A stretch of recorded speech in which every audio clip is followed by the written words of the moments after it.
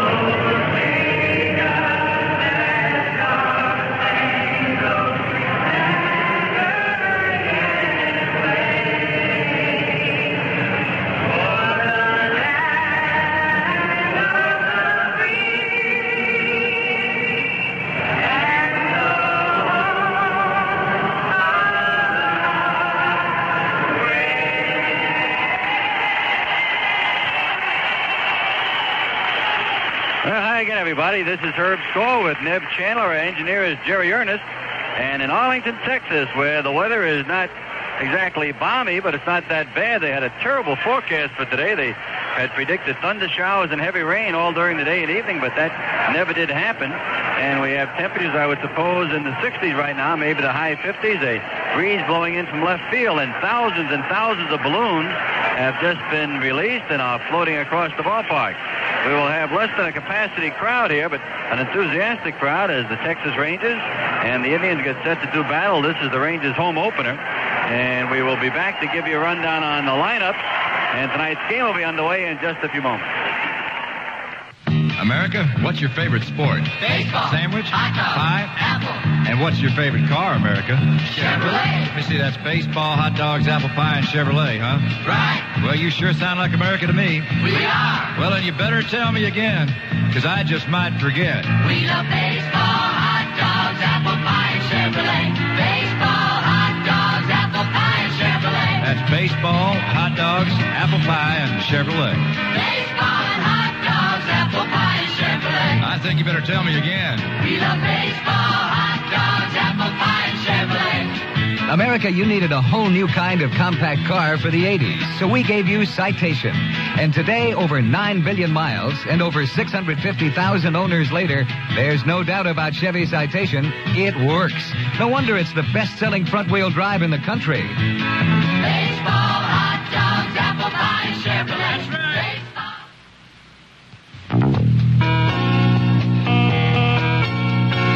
If you want to make it easier for your out-of-town customers to do business with you, Ohio Bell can help. With 800 service, customers can call you toll-free anytime from just about any place. An 800 number prompts people to buy and improves the number of responses you get. The service you can provide with an 800 number is fast and efficient, yet warm and personal. With 800 service, your company projects a sincere image, so customers will buy again. With an 800 number, orders can be received faster. Your coverage can increase as your business needs dictate. To get our brochure, a business guide to 800 service, call toll-free 1-800-362-2345. Because Ohio Bell's business is knowing your company's business. Ohio Bell, the knowledge business. I'm Larry Morrow. When it comes to getting you ready for the day ahead, we cover all the bases. Music, news, traffic, sports. Weekday mornings on 3WE. WWWE, Cleveland.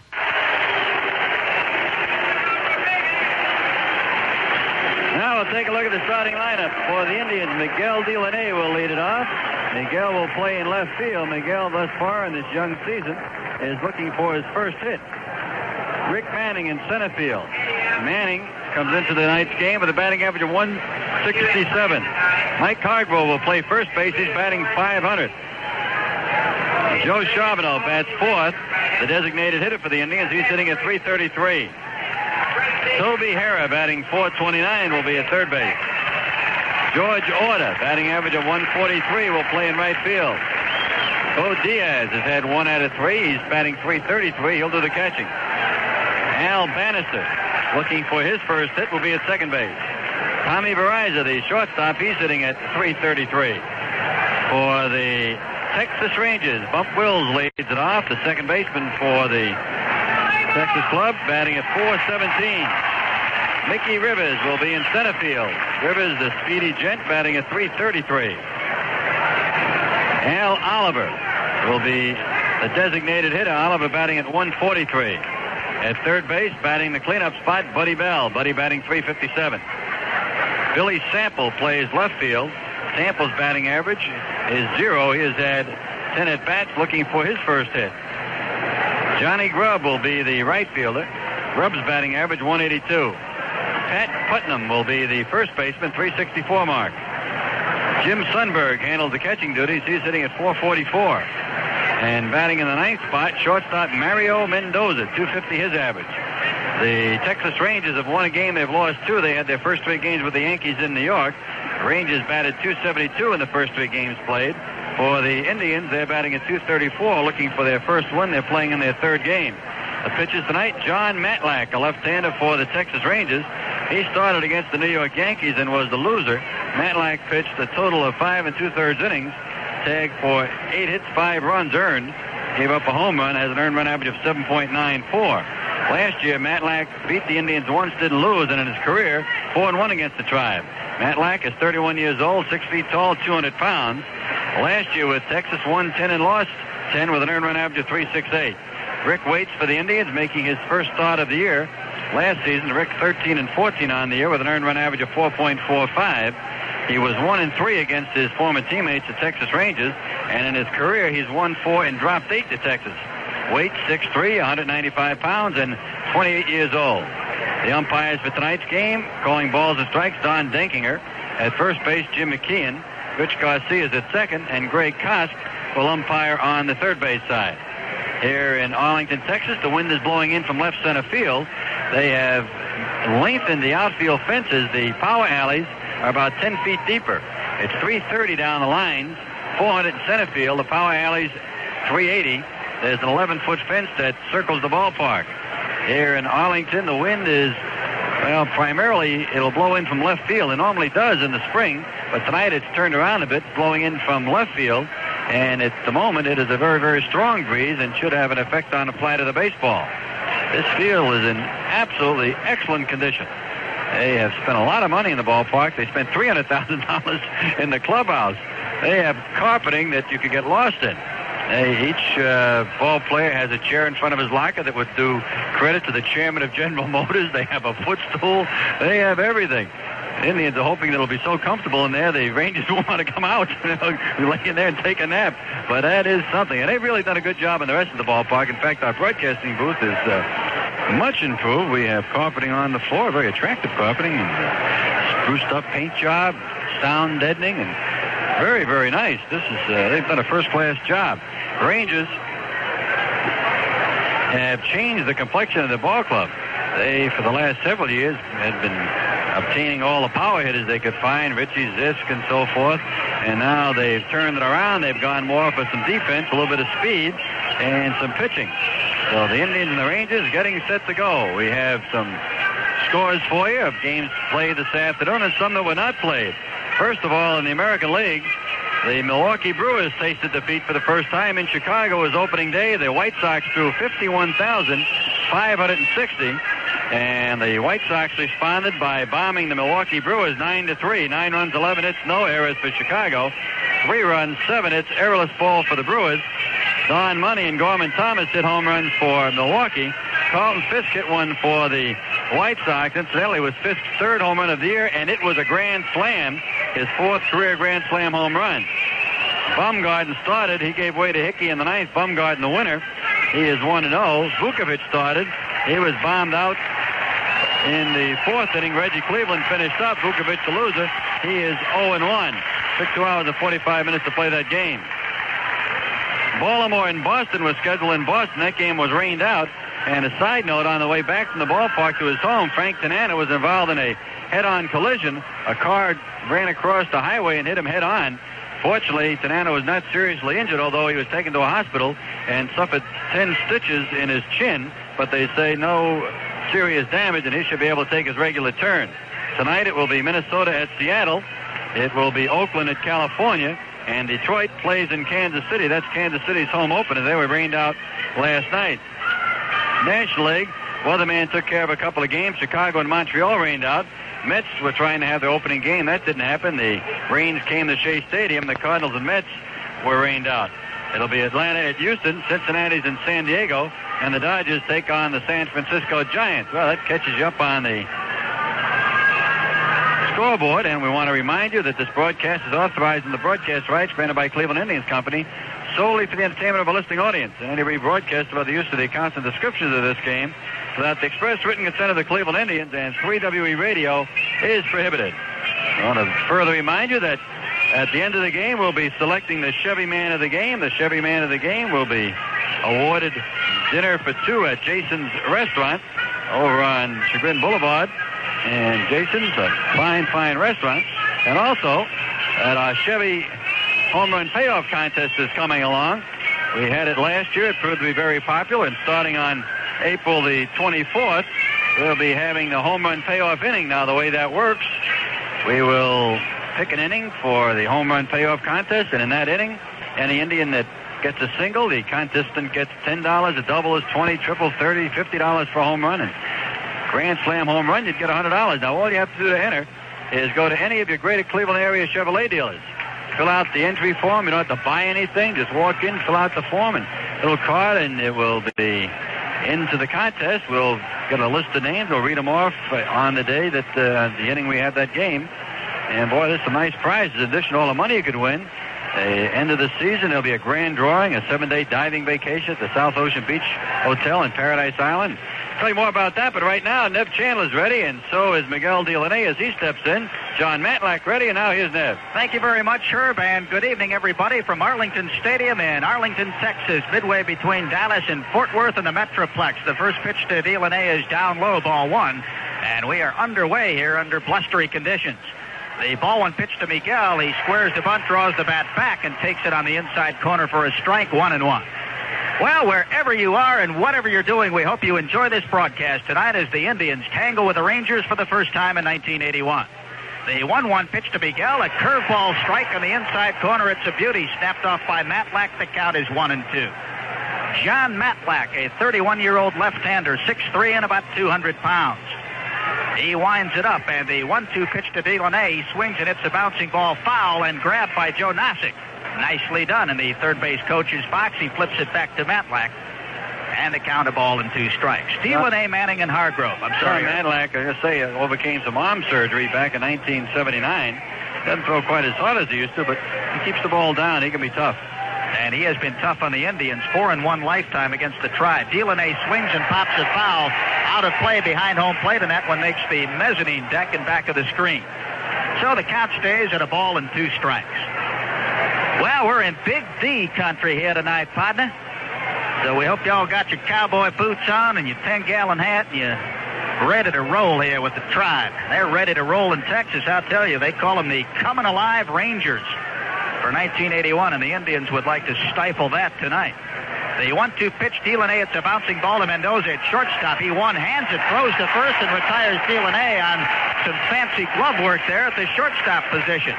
It almost looked like Mendoza nonchalanted the ball. He just picked it off with a glove. He has a great pair of hands. You may recall last year he played with Seattle. And Mendoza has never done much with the bat, but he is a very, very fine defensive shortstop, and he has a gun. He can really throw you out from the hole. And, of course, the Rangers have had some defensive deficiencies at shortstop in recent years. They figure Mendoza will correct that situation. Here is Rick Manning, 1 for 6 on the year, hitting at 167, and there's a fastball strike to Manning, 0-1. Manning hit .250 against the Rangers last year. The pitch to Manning outside, and the count is even up at a ball and a strike. The Rangers have Buddy Bell in close at the edge of the grass at third, Mendoza at short, Bump Wills at second, Pat Putnam at first, and Jim Sundberg doing the catching. The windup, the 1-1 pitch to Manning is hit high in the air to left center field, but not deep enough, and over that way is Billy Sample, and he makes a one-handed catch in front of center fielder Mickey Rivers. The ball in the gap in left center, you have to hit it a long way now because it's 380 feet to the wall in the power alleys, an additional 10 feet beyond last year. Well, this has never been a hitter's ballpark to start with, and now they've lengthened the alleys. It makes it even more difficult. And usually you get the prevailing wind coming in over the center field bleacher area. Tonight it's not coming in directly from center field, more from left center, and almost blowing from left to right. If you heard Rangers manager Don Zimmer on dugout interviews tonight, Zim said when power hitters come into this ballpark, they just kind of melt. That's what the Red Sox used to do. They used to hit 400-foot outs here. The first pitch to Mike Hargrove is a curveball that's inside, ball 1. Hargrove off to a good start this year, 4 for 8 and even 500. He hit .362 against his former Texas teammates last year, .353 lifetime against the Rangers since he left them. The pitch is high and inside to Hargrove, ball 2. Billy Sample in left, Mickey Rivers in center field, just about straight away.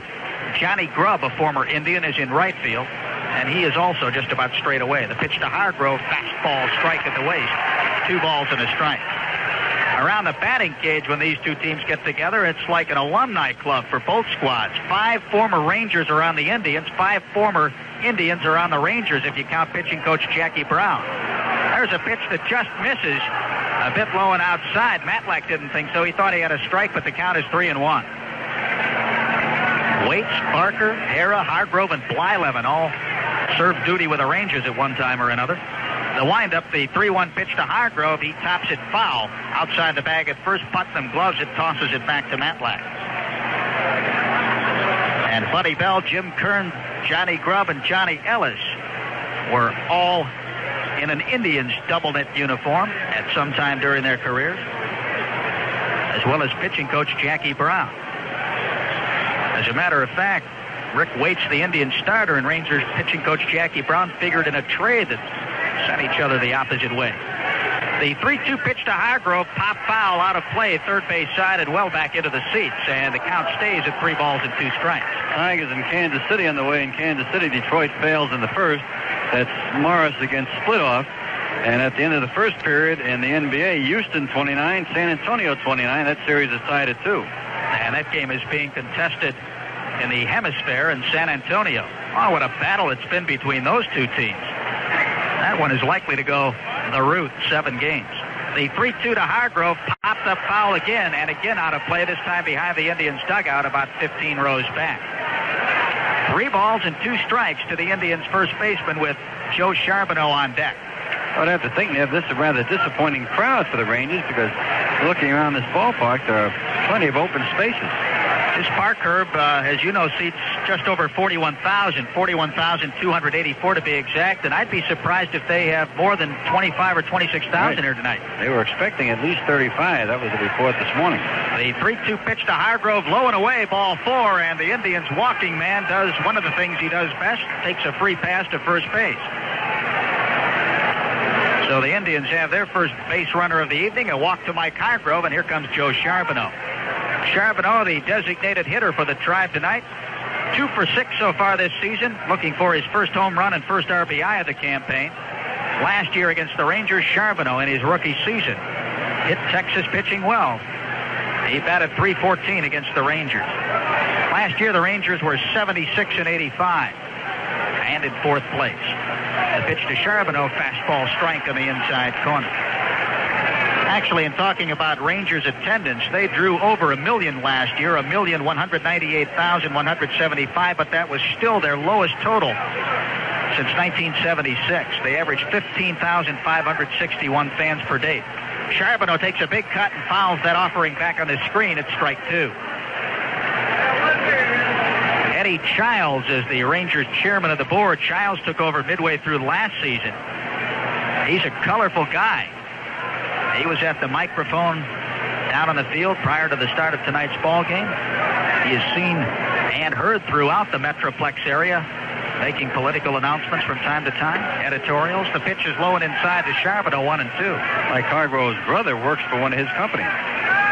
Talking to Jim Kern prior to the start of the ball game, when the Rangers finally won Sunday in New York, Eddie Childs leaped out of the stands and was the first to greet Jim Kern coming off the field. Swing and a foul ball behind home plate, and up on the press box roof here in Arlington, a ball and 2 strikes. And Don Denkinger, the home plate umpire, gets a new supply of baseballs. Kern, who got the final out in that ball game to pick up a save, thought that it was some nut coming out of the stands until he got closer and closer to the mound and then recognized it was Eddie Childs. How do you do, sir? The 1-2 to Charbonneau. There's a line drive, base hit to left field over the head of Buddy Bell. Sample comes in, gets it on the second hop. Stopping at second is Hargrove, and now the Indians have something going here with runners on first and second and 2 out in the first inning. So Joe Charbonneau gets the first hit of the ball game, a solid smash to left. Here comes another former Ranger, Toby Harrah. Toby off to a good start so far this year, hitting 3 for 7, 429. He hit .310 against the Rangers last year, .244 lifetime against Texas. Toby's still bothered by that sore left wrist, and he has been spraying the ball all over the ballpark. At least he did in the Milwaukee series to open the season. The pitch is a curveball strike to Toby. It's a beauty. Matlack, 0-1 this year. He lost the season opener against the Yankees. Last year, he was even up on the campaign, 10-10 with a 3.68 earned run average. He shut out the Indians last year here in Arlington, a 5-hitter. He beat Bob Ochinko in that one early in the season. Toby looks at a breaking pitch up high, 1-1.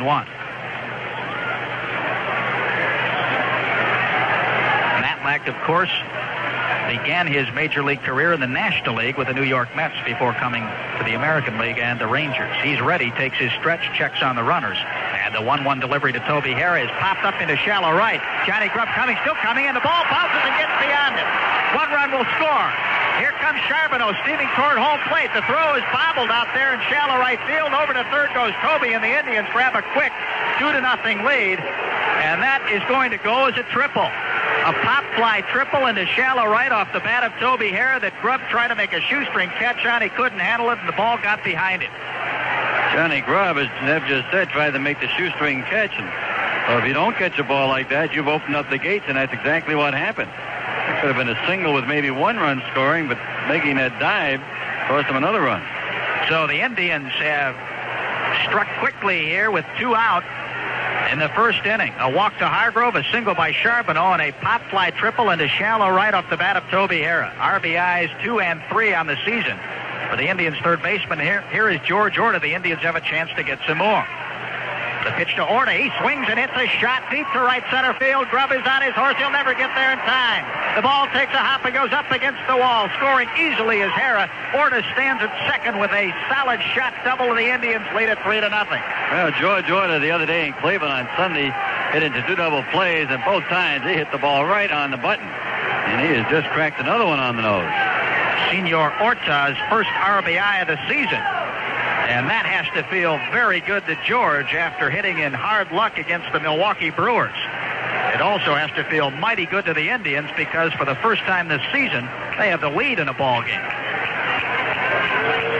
Unless we get too rambunctious and carried away, I recall a ball game here last year when Rick Waits was on the mound for the Indians, and Mr. Orta hit a grand slam in the first inning. The Rangers came back and got 6 in the bottom of the first. That's exactly right. And Jim Sundberg got a grand slam. So we will hang on, but this is a pleasant eruption indeed for the Indians to start out. The first pitch to Bo Diaz, down low, ball 1. I'll show you what bases on balls can do to a pitcher. He got the first 2 out easily and then walked Hargrove. Bo Diaz, 1 for 3 so far this year. 333 for Bo. He hit .222 against the Rangers last year, 143 lifetime. The stretch by Matlack, the ball 1 pitch to Bo, is a curveball across for a strike, 1-1. Matlack is not really firing the ball with a great deal of velocity tonight. He's throwing a lot of breaking stuff.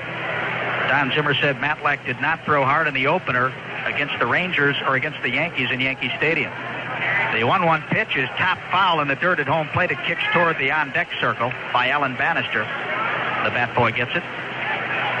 1 ball and 2 strikes to Bo Diaz. The Indians have a 3 spot on the board in the top half of the first inning. And Orta stands at second with 2 outs. That drive by Orta was a tweener in the gap in right center, and it was solidly stroked. The stretch by Matlack. And the 1-2 delivery to Bo Diaz. He swings and pops it up foul, and that one makes the seats behind the home plate area toward the first base side. Still a ball and 2 strikes to the Indians catcher with Alan Bannister on deck. The Rangers have been concerned about the way John Matlack has thrown during the spring training grapefruit circuit. And then again on the opener against the Yankees, he has been up high with a lot of pitches. The Indians have ripped him here in the first inning. The pitch is low and outside to Diaz, and the count evens up at 2 balls and 2 strikes. Joe Nosick coaching at third for the Tribe. He's been busy exercising that right arm immediately here in the first inning. And Tommy McCraw coaching over at first. The 2-2 pitch to Bo Diaz. He swings and punches it foul on the ground past the bag at third.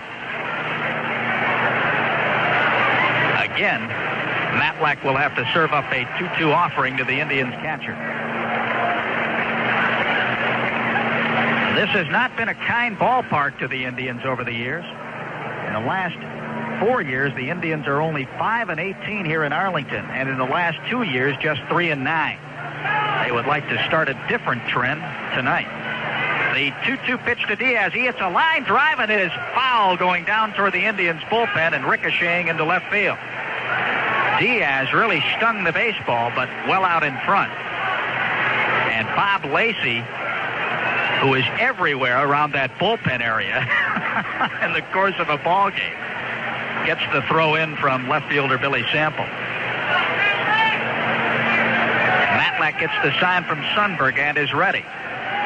And again, the 2-2 to Diaz. He swings it. It's a hot shot through into left field for a base hit.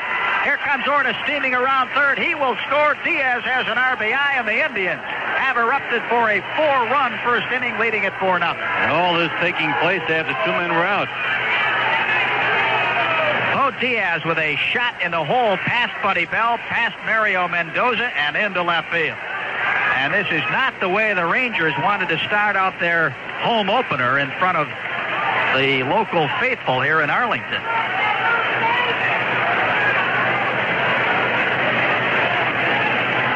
So 4 runs on 4 hits off John Matlack for the Indians this inning. Here is Alan Bannister, the 8th man to bat here in the first. The stretch and the pitch to Bannister outside, ball 1. Allen is looking for his first hit in 1981. He went 0 for 8 during the 2 games at the stadium against the Brewers. Wayne Comer, a right-hander, throwing in the bullpen. The ball 1 pitch to Bannister, high and away, ball 2. So immediate warm-up activity. Zimmer out of the dugout. Here comes Popeye, the rotund skipper of the Rangers, and he is walking briskly with those militaristic-type steps out to the mound. And when Mr. Zimmer does that, you had better believe that there will be some serious talking by the pitcher's rubber. And that is what is going on now, and Zim's words are brief and to the point, and he jogs back to the dugout. Zimmer obviously borrowing some time here for Comer to heat up in the bullpen. Bannister last year enjoyed a prolific season with a bat against Texas, going 9 for 14. That figures out to 643. The ball 2 pitches on the inside corner for a strike to Bannister, 2-1. lifetime against the Rangers. Bannister enjoys a fine .365 average. Tom Verizor loosening up with a bat in the on-deck circle. The stretch. And a pitch to Bannister. This one is slapped on the ground to Wills at second. He flips to Mendoza for the force out at second base on Bo Diaz. And the Indians are finally retired, and the Rangers get the old Bronx cheer from the fans here in Arlington. The Indians in the first inning send 8 men up to home plate, and 4 of them circle the bases to score. 4 runs on 4 hits. No errors for the Rangers. 1 man left on base. Well, how about this, folks? In the middle of the first inning here in Texas, it's the Indians 4 and the Rangers coming to bat. Blue Cross and Blue Shield in Northeast Ohio. A picture can be worth 1,000 words, and in some cases, far more. That's why Blue Cross and Blue Shield plans help contain hospital costs by covering outpatient x-rays and other diagnostic services. Some of our other cost containment practices include pre-admission testing, same-day surgery, and special home care programs. Blue Cross and Blue Shield. And these efforts are working as Blue Cross and Blue Shield make possible outpatient coverage to contain hospital costs, which in turn helps us keep down the cost of your group coverage, yet offers the best quality health care available today. Your Blue Cross and Blue Shield plans in Northeast Ohio. Call your Blue Cross and Blue Shield plan, the world's most popular health club.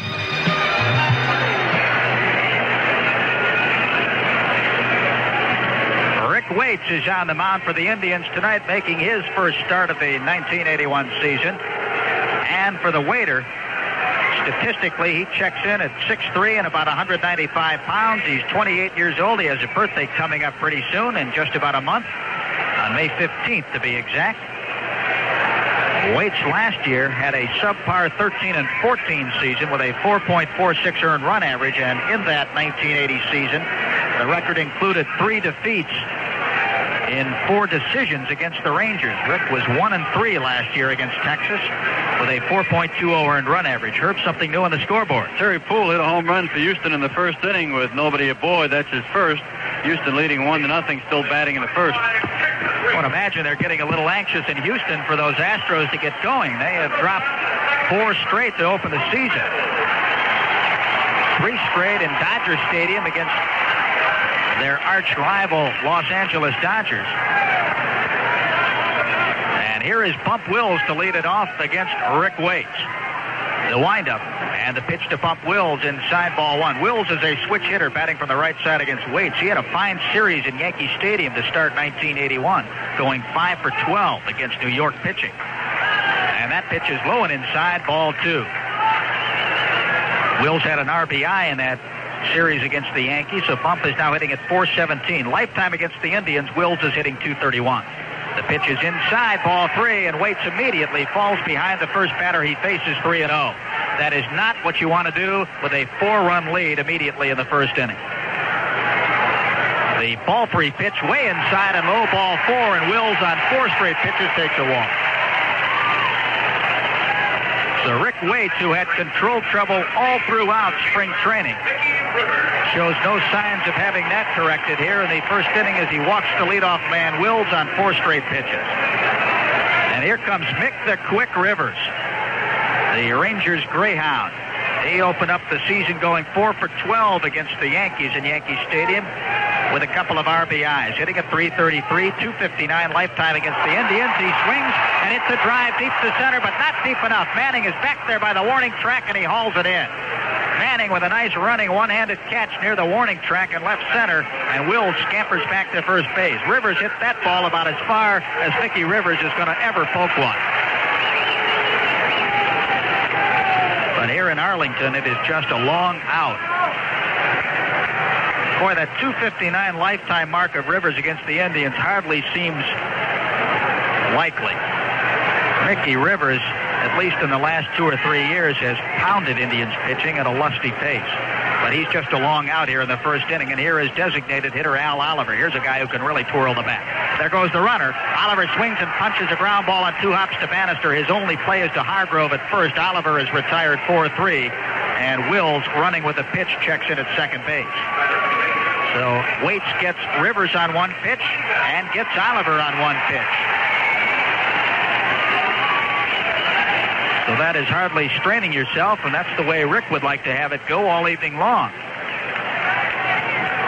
Here comes third baseman Buddy Bell in the cleanup spot for Don Zimmer tonight. Bell opened up the season going 5 for 14 against the Yankees. And Buddy lifetime against the Indians since he left the Tribe and donned a Rangers uniform is hitting .304 against Cleveland pitching. He looks at a strike at the knees. Wills opened with a walk on 4 straight pitches. Then Rivers flied out deep to left center. And with Wills going on the first pitch to Al Oliver, Oliver bounced out Bannister to Hargrove. The strike 1 pitch to Buddy, swinging a foul ball back toward the screen. And the count is quickly 0-2. Buddy had an outstanding campaign last year with the Rangers. It was just excellent in almost every respect.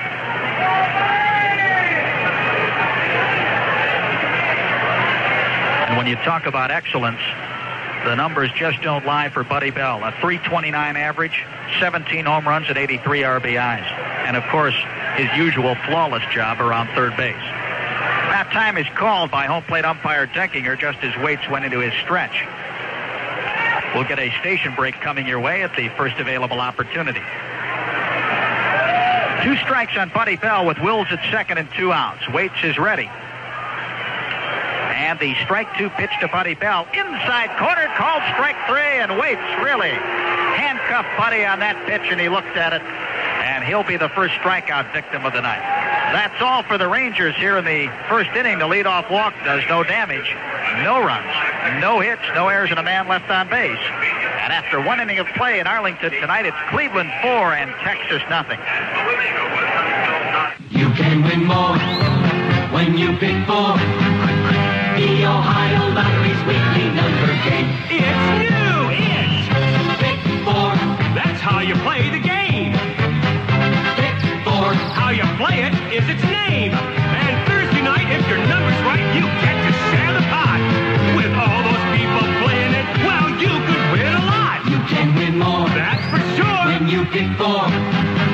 The Ohio Lottery's weekly number game. It's fun. It's Pick 4. even if you've never played. Pick 4. And if you win, you've got it made. Ohio's weekly number game is easy as can be. Pick 4's another winner from Ohio's lottery. You can win more when you pick 4. The Ohio Lottery's weekly number game. It's new. It's Pick 4.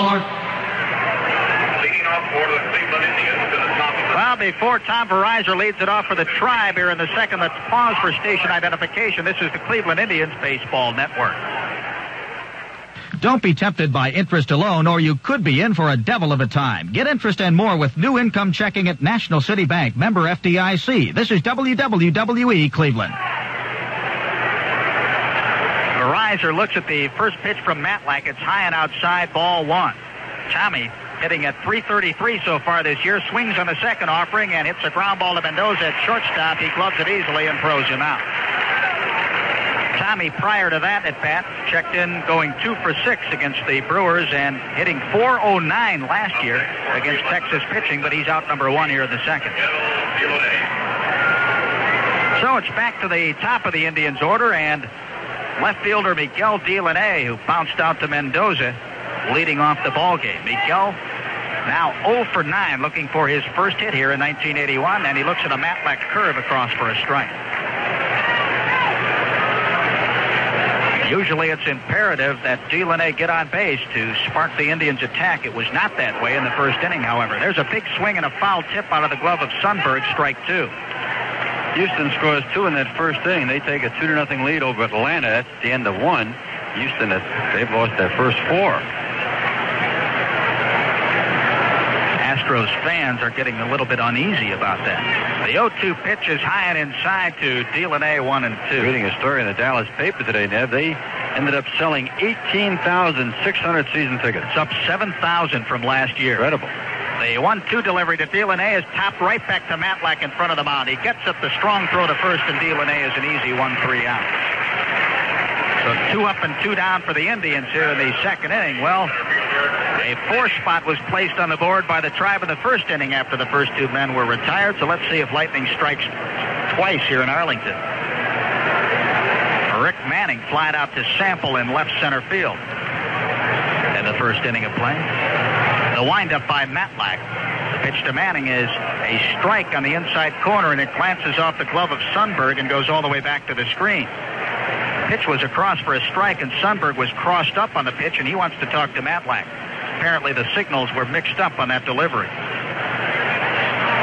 Matlack is starting his 4th full season with the Rangers. Lifetime in the major leagues in his duty with both the Mets and Texas. He's on the plus side, 112 and 108. And he sports a pretty good 3.06 lifetime earned run average. With the Rangers, he's 3 above 500 lifetime at 30 and 27. The strike one pitch to Manning is popped up foul by the Indians dugout, and that one goes back into the seats and drops into the lower grandstand area.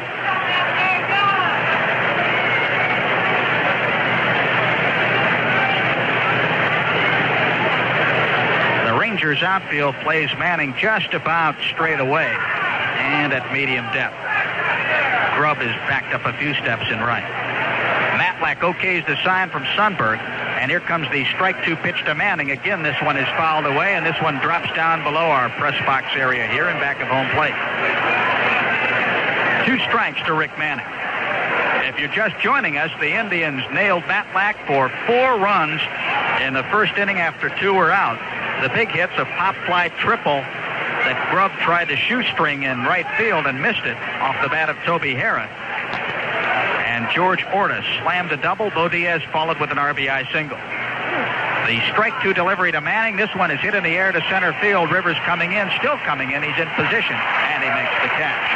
So after a rocky first inning for Matlack, he settles down and enjoys a 1-2-3 frame in the second. No runs, no hits, no errors, and nobody left on base. Now in the middle of the second inning, it's Cleveland 4 and Texas nothing. Gum Out has got me. Introducing new formula Gum Out. Now it's a meaner, cleaner. Now Gum Out is cleaner. New Gum Out cleans cleaner. That's why we call new formula Gum Out. Meaner, cleaner. New formula Gum Out liquid in the new long neck bottle has just what today's carburetors and fuel systems need. Extra muscle that works deep down where dirt gets tough. Extra muscle that helps dissolve deposits throughout carburetors, flushes out PCV systems, even cleans deep into manifold and valves. Gum Out is like a between tune-ups tune-up. Helps keep engines running smooth, and that saves gas, too. So add it to your gas tank. It's from Pennzoil, and it's mean. New formula Gum Out. Now it's a meaner, cleaner. We go down to the bottom half of the second inning, and Billy Sample, the left fielder, will lead it off for Texas against Rick Waits. He'll be followed by Johnny Grubb and then Pat Putnam. Waits is starting his 6th full season with the Indians and is 7th overall with the Tribe. It was back on, June 15th, I believe, of 1975 when Waits was traded to the Indians by the Texas Rangers. The pitch to Sample is across for a strike. It was in the Gaylord Perry deal that Waits came over to the Indians. Sample a big swing and a miss on that delivery, and Waits is in the groove now. He has Sample behind in the count 0-2. June 13th of 75, the Indians traded Gaylord Perry to the Rangers for Jim Bibby, Jackie Brown, and Rick Waits was a throw-in on the deal. Some kind of a throw-in he's turned out to be. Outstanding.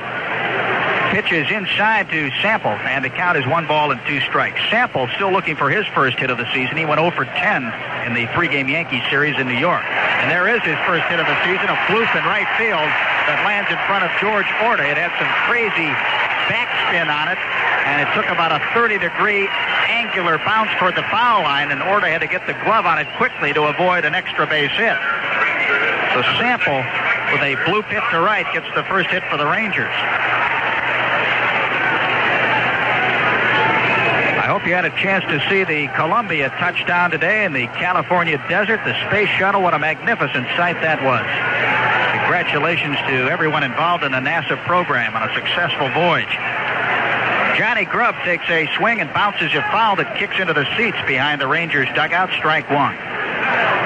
For the time being, Johnny Grubb has been awarded the right field job for the Rangers. He went 2 for 11 in the 3-game set against the Yankees, now hitting at 182 and 125 lifetime against the Indians.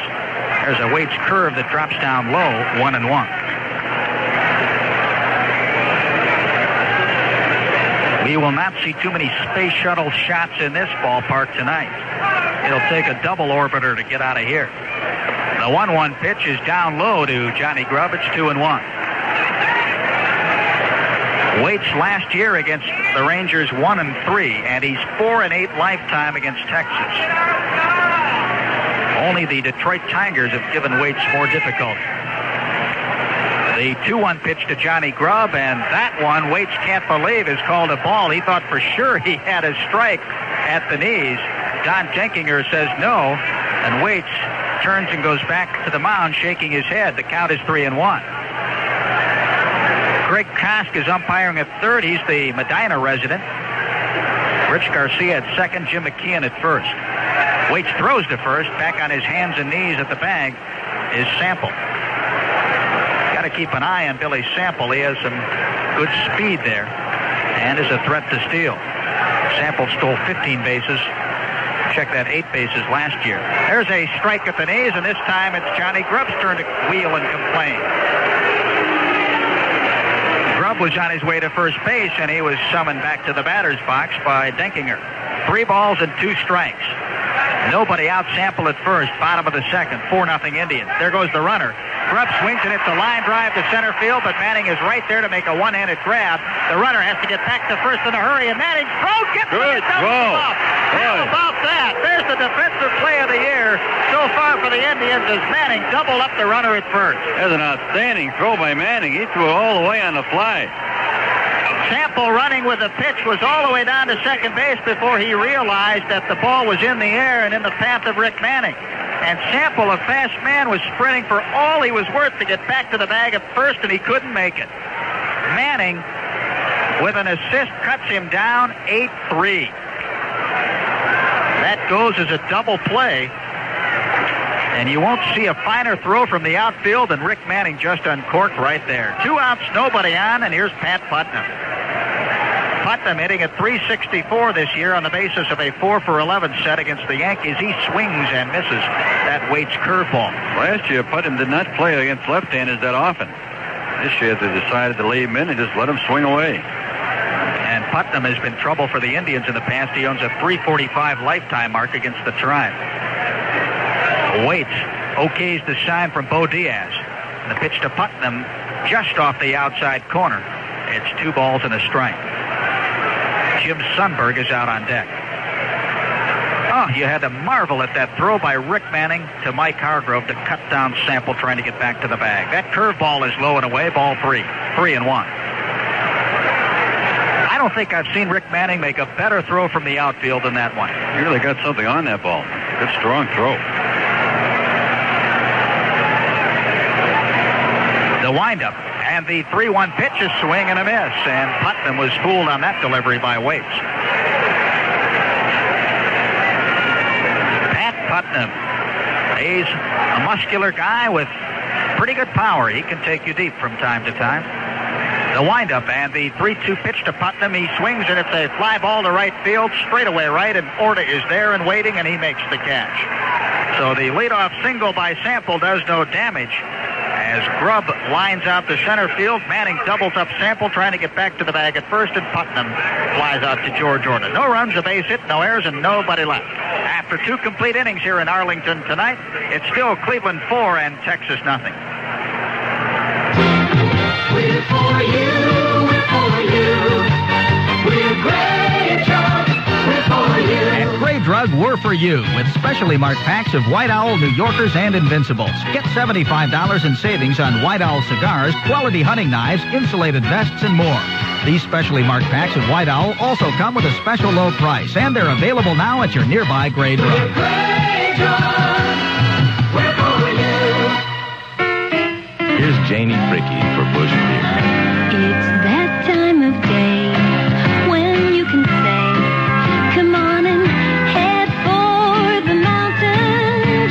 you know the best is coming your way. Head for Bush Beer. Head for Bush Beer.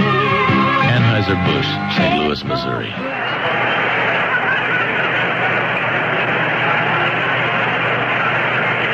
Number 3, and the Indians enjoy a 4-0 lead against John Matlack and the Texas Rangers here in Arlington. Earlier, Herb was telling you about the plush clubhouse facilities that the Rangers enjoy here. A $300,000 remodeling job. They have a videotape room, a film room, a weight room, a hot tub. I'll jump in there after the ball game. But right now, it's the Indians who are red hot, and here to see if he can't carry it along is Herb Score. Thank you, Nev. Hi again, everybody. Mike Hargrove will lead it off. He walked in the first inning with 2 men out, and that started the parade as the Indians banged out 4 runs and 4 hits. Indians 4, Rangers nothing. Hargrove, 500 batting average. That's what he came in with. Left-hander winds and throws. Matlack throws a curve and hits him in the back. One of those curve balls that just doesn't curve, and Mike is nailed in the back. So he trots on to first base, and Mike keeps that average of ratio of times at bat to times reaching base very high. He is the leader among active ball plays at 406. So Hargrove is on at first. Here's Joe Charbonneau, line to single to left field his first time up. Joe knocking some dirt from the spikes, checking with Joe Nossick, the coach at third. Tommy McCraw coaching on the first base side.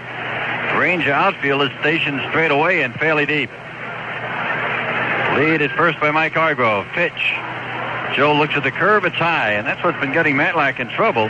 His breaking pitches have been up around the waist and even higher than that. And you throw a lot of curveballs, you get them that high, you are looking for trouble. This curveball breaks over the inside corner near the knees. Strike, 1-1. Apparently, Herb, this is the same problem he had in the season opener against the Yankees. He was high with just about everything. Matlack has had some good years in the National League and pitched very well over here for a while. High and outside. Then he ran into that elbow difficulty. You had some chips floating around. They finally operated on him. And last year came back and had a 10-10 year. But an earned run average, it wasn't that bad, 3.68.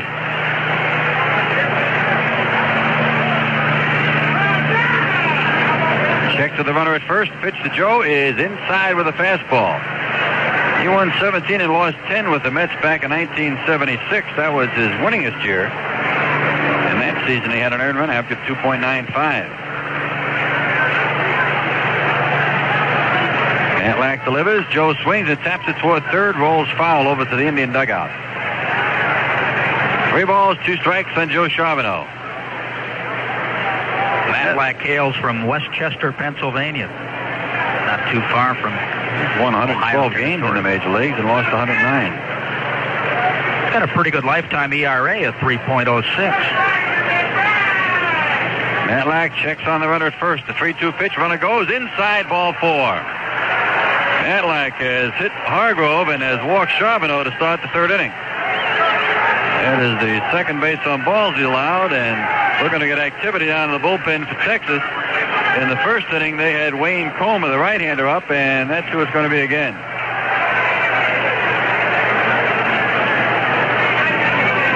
Toby Harris hit a looping fly ball at shallow right field in the first inning with 2 men out and 2 men on. Grubb came on and tried to make the diving catch. He missed it. The ball went by him for a triple and 2 runs scored. Toby now batting .500. Here's the pitch. Swing and a miss. Strike 1. Moved the slider in on his hands. I think Toby was looking for a ball out over the plate that he could go to right field with. Toby now has 4 hits and 8 at-bats, and he has driven in 3 runs. Well, nice to see Toby getting off to a good start with a bat, because traditionally April and May are not good months for Toby up at the plate. 1 strike. Runners lead at first and at second over the out. There goes the runner. Ground ball right side. Coming on is Wills. Makes the tag. Throws the second to the first to double play. Gotta believe that Charbonneau missed the sign. Tag Charbonneau going by, and then he threw on to first. Now Hargrove had broken off at second, and Joe did not break from first, so either Mike thought he saw a sign that wasn't there, or Charbonneau didn't see the sign that was, and I am inclined to go in that direction because the way Toby went at the ball, he was going on a hit and run. A double play, 4-3. Zooming out, Indians with a runner at third. Now here's George Order. He lined a double over the head of the right field his first time up to drive in a run. That was the kind of a ball that Toby hit where he almost gives himself up to a certain degree just to get the runners there to second and third. Exactly what happened. And Joe just did not break when the pitch was delivered. Hargrove did, but Joe broke only when the ball was hit. And then it was too late. George Order stands in. Indians lead 4-0. We're in the third. Mike Hargrove, the runner from third. The pitch. Ground ball right side. Wills on the outfield grass. Knocked it down. Picks it up. He throws. Not in time. Run scores. Good hustle by Orner. Bump Wills had to go to his left. He knocked the ball down at the edge of the outfield grass. Picked it up and made a quick throw, but not in time, and he will be charged with the first error of the ball game. No RBI on that. The Indians get the run, however, and they lead 5-0. George really went steaming down that baseline from the second he left the batter's box. He never took it for granted. Here's Bo Diaz. He had a run-scoring single in the first inning. Indians lead 5-0. Ground ball, second base side. Bump Wills in front of this one. Has it, throws him out. Third inning, the Indians had a run, one run. No hits, one error, and one man left. Middle of the third inning in Arlington, Texas to score. The Indians 5 and the Rangers nothing. Here's a hello neighbor, how you been? You're looking good today. We're glad to see you, here to meet you, help you on your way. We're a special group of people who want it understood. We'll be here when you need us. We're in your neighborhood, your Northeast Ohio shell dealers. Your Northeast Ohio shell dealers. This is the adorable Pete Franklin reminding you to tune in Sportsline Monday through Friday from 7 until midnight. This week we've really got a spotlight on Pigskin Pete's draft preview that incidentally will be running throughout the week in the Cleveland Press. We'll be talking with Mike Pruitt on Thursday night live in our studio, and player personnel director Tommy Prothwell of the Cleveland Browns about possibly some of the players the Cleveland Browns might be interested in and might be drafting. That's, of course, on Sportsline. Bottom half of the third inning, Mendoza will follow Jim Sundberg, and then the top of the batting order, Bump Wills. So Sundberg, Mendoza, and Wills. I want to remind you that our Cleveland Chevrolet deal is Cleveland Indians Home Run Payoff Contest will be coming up, and that will start on April the 24th. That's the day the Indians return to the stadium against the same Texas Ranger Ball Club on a Friday night. We'll have our first home run payoff inning, and we want to make sure you register for the home run payoff inning, and all you have to do to get into the contest is go to your local Cleveland Chevrolet dealer and fill out an entry blank outside in Highball 1, or if you can't get there, just send a postcard to 3WE Radio, that's Home Run Payoff Contest, and just send it to 3WE Radio 44114. There's a strike over the inside corner. In addition to the money we give away on the Home Run Payoff inning contest, we have a big grand prize for you. We'll tell you about that after this pitch. Outside just a bit, 2 balls and a strike. And at the end of the season, they're going to make a drawing. All the entries that have come in will be put back in the barrel, and they'll draw out the winner up too high. That's 3-1. Well, that's a pretty good grand prize. 7-day diving vacation at South Ocean Beach Hotel in Paradise Island in Nassau. 3-1 delivery. Line shot to the left of Verizon. Dives, can't get it, a base hit. Jim Sundberg gets a bullet by the diving Tom Verizon. And the Texas Rangers have their second hit of the game. Mario Mendoza, the batter. In addition to that vacation you can win, you spend 7 days in Nassau. You get there by way of Delta Airlines, Delta Sunbelt Connections, daily through Atlanta, Delta ready when you are, and land arrangements made by Omolka Tours. Well, that's a nice thing to win. So enter the contest. Here's Mendoza, right-hand batter, takes the strike at the knees. Mario Mendoza. Kansas City gets a run in the third, Herb. They take a 2-0 lead after 3 against the Tigers. Runner at first, nobody out. Pitch. Curveball, bounce back to the mound. Waits has it, goes to second one. Back, no, throw to first base. Ariza couldn't get it out of his glove, and then he was leveled by Sundberg coming in. I don't think they would have gotten a double play anyway. The ball was not hit that hard back to the mound. And then when he lost control of the ball, he really lost his chance for the double play. Really, you get concerned on that, Herb, with the runner barreling into the bag and Tommy handcuffed by the ball out there, whether Tommy is going to get bowled over. That is the first out. We go to the top of the batting order. Bump Wills. Bump, a switch batter, batting right-handed. Walked his first time. He's off to a pretty good start in 1981. Ground ball, shortstop side. Tommy coming on. He'll go to second with it just in time to get the force out. Oh, that was close, too. Fielder's choice, and the force out goes 6-4. Here's Mickey Rivers. Rivers, his first time up, fly to center field. Every time Mickey comes up to home plate, he looks like his feet are killing him. Looks like he's walking on hot coals.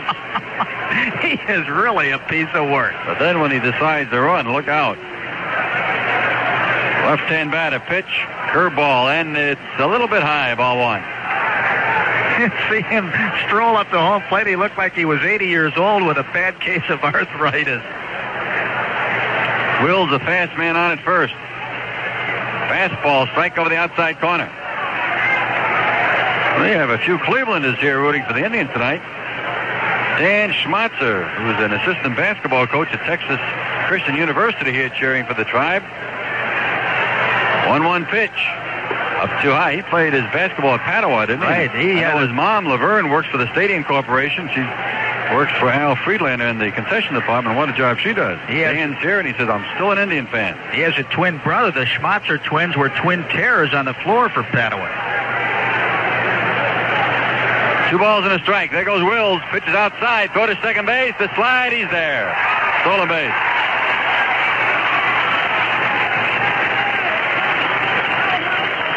Bump Wills picks off a stolen base, and for Bump, that is his second stolen base of his first stolen base of the year. He tried it once in New York and was caught. He stole 34 last year. And in case you were not aware, Bump Wills is the son of Maury Wills, who was a great base stealer and a fine player with the Dodgers, and now manages the Seattle Mariners. Mickey Rivers, 3 balls and a strike. Waits in the set position. He delivers. Bouncing ball, first baseline. Running over his Waits, picks it up. He makes the tag of Rivers, and the side is retired. So the base hit does no damage.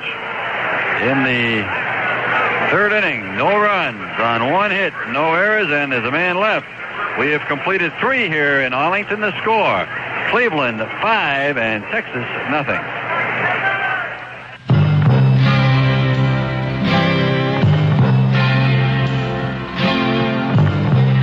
Place to go to keep your car running, a place to know with more than tires for quality service. Depend on General.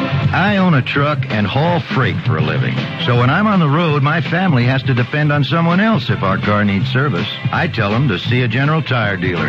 Why? Because General can take care of a lot more than just tires, like brakes, shocks, wheel alignment, you name it.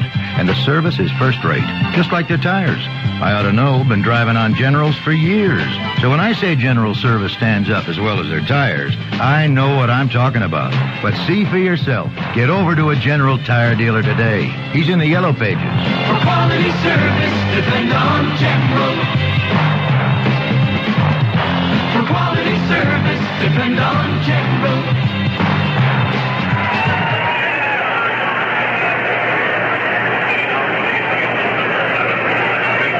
For the Indians in the 4th inning, Al Bannister, Tom Barraza. Then the top of the batting order, Miguel Delaney. Indians leading 5-0. Indians have had 5 runs on 4 hits in errorless ball. The Rangers, no runs, 2 hits, and 1 error. Indians' 5th run scored last inning was unearned. John Matlack has walked a couple and hit a batter. Wind up, pitch to Bannister, looks at a curve. It's outside, ball 1. Bannister, first time up, grounded to the shortstop and forced the runner. Now looking for his first hit of 1981. Check swing. The fastball catches the outside corner. 1 ball and a strike. Tomorrow night, Len Barker will go for the Indians, facing his former teammates. Outside with a curveball. Who's going for Medich will be working for the Rangers. Incidentally, we want to remind the folks back in the listening area that the game time tomorrow is 6:55. Foul back. Going to start the game at 6:55 Cleveland time. Indians will fly out after the ball game, go to Milwaukee. They arrive in Milwaukee about 2 o'clock. Wonderful. And have a 1:30 game against Milwaukee on Thursday afternoon. That's the home opener for the Brewers. Boy, who dreamed up that torture? Yeah, just get us in shape for the rest of the year. 2 balls, 2 strikes. Inside with a breaking pitch. 3-2 on deck. Tom Verizon swinging that bat with a lead donut on it. Tommy is off to a pretty good start this year. 3 balls, 2 strikes. Matlack, the left-hander, delivers. Ground ball, shortstop side. Buddy Bell cuts in front. Third baseman has it, throws him out. Buddy Bell moving smoothly to his left, throws out Al Bannister. And as the first out of the 4th inning, here comes Tom Verizon. Tommy grounded at the shortstop his only time up. Tommy with his glasses on now. He says he's become accustomed to them. One of the reasons he got the glasses was not so much to see the baseball as far as when he's batting. First pitch is tapped right back to the mound, knocked down by Matlack. He picks it up and throws him out. 2 men out in the 4th inning, but Tommy was having trouble seeing the signs that the catcher would flash to the pitcher. And you may wonder, well, what difference does that make? Well, it's important for the shortstop and second baseman to see the pitch, because what they do, they relay it to the other infielders and to the outfielders as well. But for their own sake, they like to know when it's a curve or breaking ball, because if they know that, they can get a little edge on the pitch when it comes in. You figure that the hitter is more apt to pull the breaking ball. Tommy had trouble seeing the signs and got on the glasses. Miguel Delaney is 0 for 2. Grounded to short, grounded to the mound. Looks at a curve in the dirt, ball 1. At halftime, Herb, in that NBA playoff game, the Rockets now lead San Antonio 60-56. And the pitch. Miguel goes to bunt, and he misses. Strike 1, ball 1. Miguel trying to get that first hit of the year. John Walkenfuss has his first home run of the year, a solo job for the Tigers in the 4th inning. They trail Kansas City 2-1. Ball 1 and a strike. Curveball drops it over, strike 2. That first hit, when you don't get it in the first game or two, then it really gets the thing with you. Pressing to get it. 1 ball, 2 strikes. Down too low. 2-2. Matlack thought he might have had a strike. Matlack does not waste any time. He's not fiddling around with the rosin sack or scraping dirt. He just gets up and ready to throw. 2-2 pitch. Ground ball, third base, inside the line. Backhanded by Bell. The long throw. He gets him. What a play by Buddy Bell. That is an outstanding piece of work. When you just to get to the ball is one thing, and then to make a throw, but to throw out a fellow like Delaney, I'll tell you the kind of play it was. So Delaney is robbed of a base hit, and the Indians go 1, 2, 3 in the 4th, nothing across. At the middle of the 4th inning in Texas, the score, it's Cleveland 5 and Texas nothing. Your Greater Cleveland Chevrolet dealers will get you rolling because their showrooms are jammed with brand new 1981 models. Right now you can select from 433 front-wheel drive Citations, 507 sporty Malibus, or 189 fleet side pickups. Each and every new Chevy is on sale now, so visit your Greater Cleveland Chevy man and drive out in the comfort, safety, and economy of an American-built car. Who can save you more?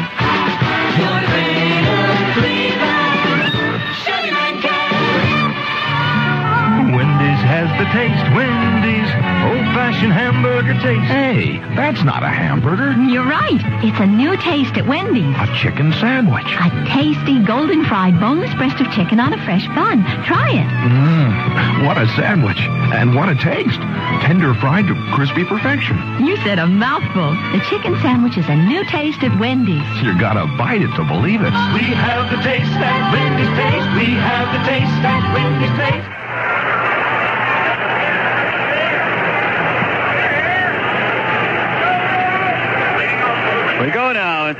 half of the fourth inning, Al Oliver, Buddy Bell, and Bill Sample. They will come against Rick Waits, who picks up the sack of rosin, drops it down, and he's ready to go. Indians 5 and the Texas Rangers nothing. Al Oliver bounced to the second baseman.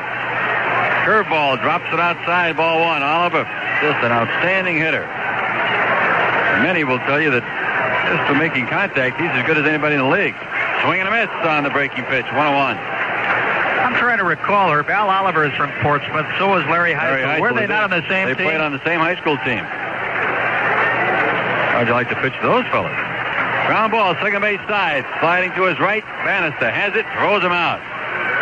Waits dropped down three-quarter side on with that curveball, and Oliver tapped to the second baseman. One man down. Here's Buddy Bell. Boy, he turned in a play last inning to end the inning to do credit to any third baseman. Not a better defensive third baseman in the American League than Buddy Bell. Buddy has the ability to go both left and right. Very aggressive third baseman. Up too high, ball one. First time up, Buddy got caught looking on a fastball over the inside corner. Hard to believe he'll be 30 years old this year in August. Down low, 2-0.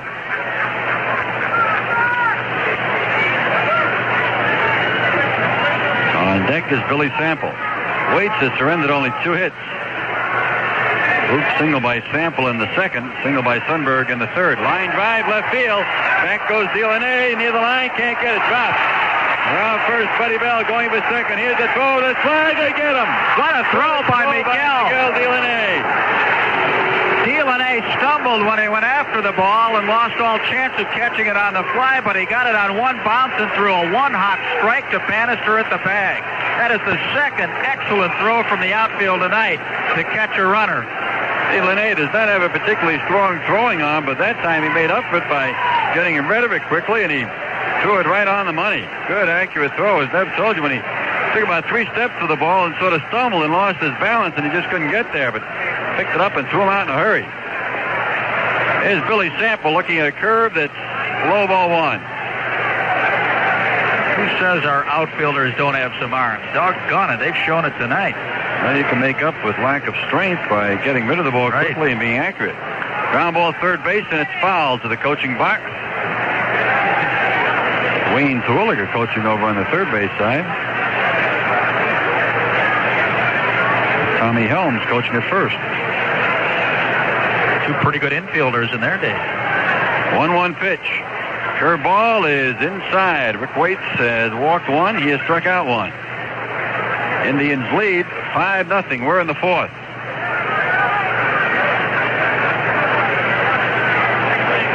Sample right-hand batter with a very close stance.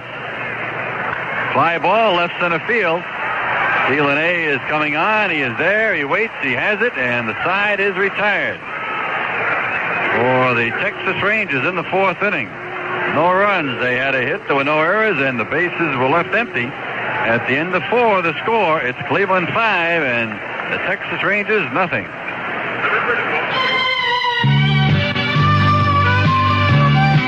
This is Hoyt Axton for Busch Beer. It's that time of day when you can say, come on and head for the mountains. You know the best is coming your way. Head for Busch Beer. Reach out, it's here.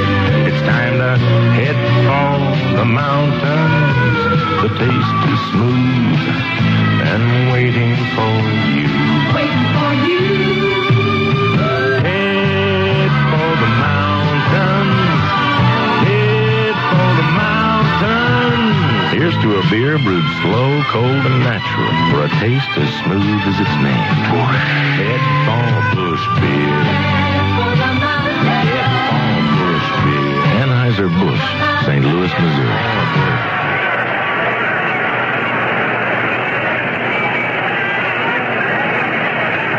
We roll now into the fifth inning. The Indians have Manning, Hargrove, and Charbonneau to come against the left-handed John Matlack. Indians in the lead, 5-0. Once again, we remind you that the broadcast time tomorrow for the start of the game, 5:55 here in the Eastern time zone. That will be 6:55. So 6:55 will be with you tomorrow night. Here's Rick Manning. Manning is fly to left. He is fly to center. Left-hander facing left-hander. Buddy Bell at the edge of the grass at third. Pitch is inside. Manning turned away. Looked like he might be ready to bunt at it. Ball one. Indians have had 4 hits. They all came in the first inning. They scored 4 times in that first inning. And that all started with 2 men out. Curveball slips it over, strike. First inning, Hargrove with 2 men out drew a walk. Charbonneau singled in the second. Harry hit a triple to right, driving in 2 runs, or to double to right, getting another run in, and then Diaz singled through the hole on the left side to drive home the 4th run. Curveball, this one's inside. It's 2-1.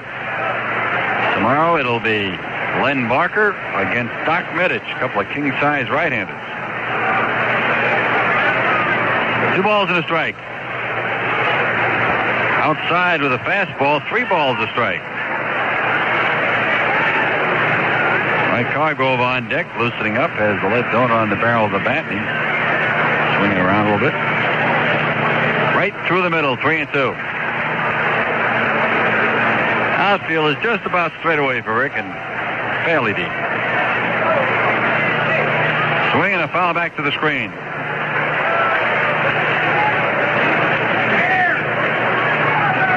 This afternoon, if you did not hear, the Chicago White Sox took care of the Milwaukee Brewers 9-3, giving the Brewers their first loss of the year. Swing and a foul back.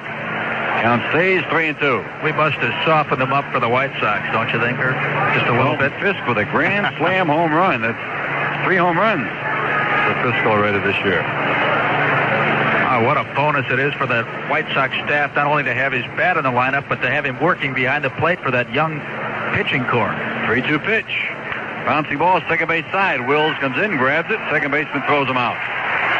4-3 on the out at first. That is the first out of the 5th inning. And Matlack has really settled down nicely. He's not given up a hit since the first inning. And he is now retired 5 men in a row. The last man to get on was by way of an error in the 3rd inning. Here's Mike Hargrove. He has walked, been hit by a pitch, and scored 2 runs.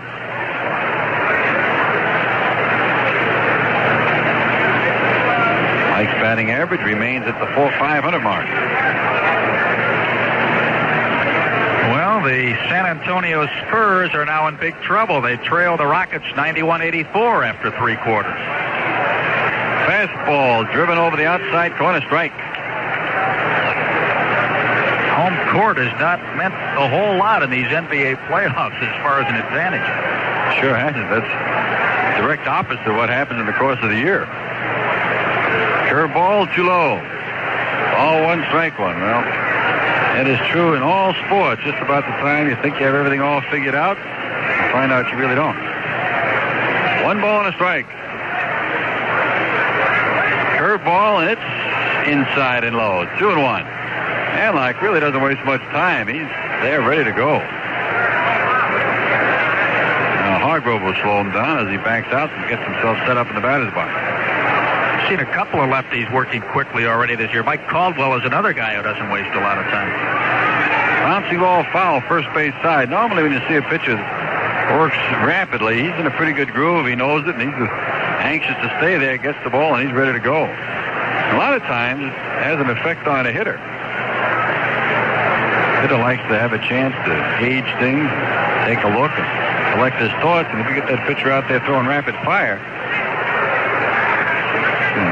there's some problem with Mike Hargrove. Nobody's going to make him hurry, though. 2-2 pitch.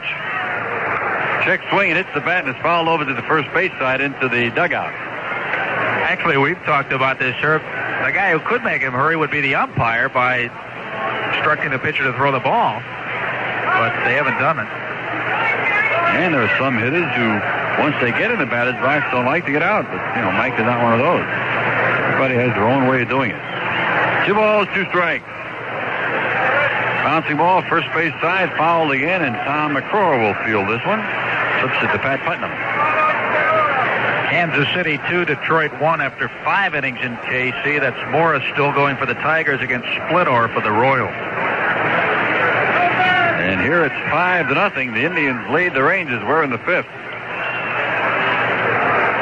Mike Hargrove steps back in. Joe Charbonneau waits on deck. Indian designated hitter. Bouncing ball to the mound.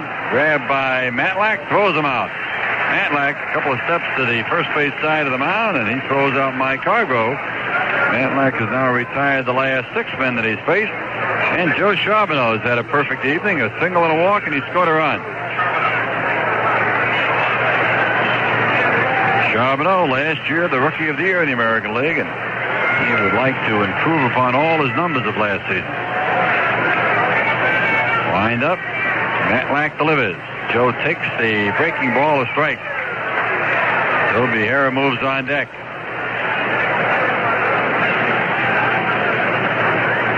Matlack winds and kicks. Curve, he drops it inside. A ball and a strike. Big ballpark here in Arlington. 330 down the line. 400 in center field. 380 in the power alleys. And there's 11-foot fence circling the park. The breeze tonight blowing in from left center. 1-1 pitch. High pop, first base side of home plate. Chasing back is Sundberg. He runs out of ballpark. It drops about 10 rows deep. Andre Thornton is on this trip with the Indians. He took some batting practice today and this evening prior to the ball game, and I thought, just being a casual observer and a novice, that Andre swung the bat pretty well. He swung the bat very well. Yesterday at the workout in Cleveland, he hit the ball hard.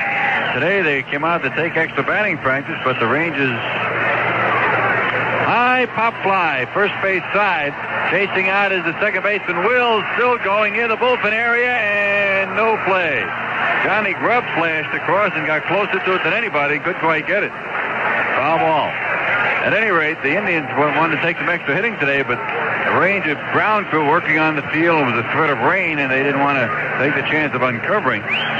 So the Indians didn't get to work out, but they do have a batting cage set up underneath the stands, and Andre went back and hit in the cage, and he swung the bat well. And then again tonight in batting practice, it should not be too many more days before they will activate Andre. I don't know exactly when he can be activated. They put him on the disabled list, and he had to go on the 15-day list, and they get some days retroactive to the start of the season, but I don't know how many.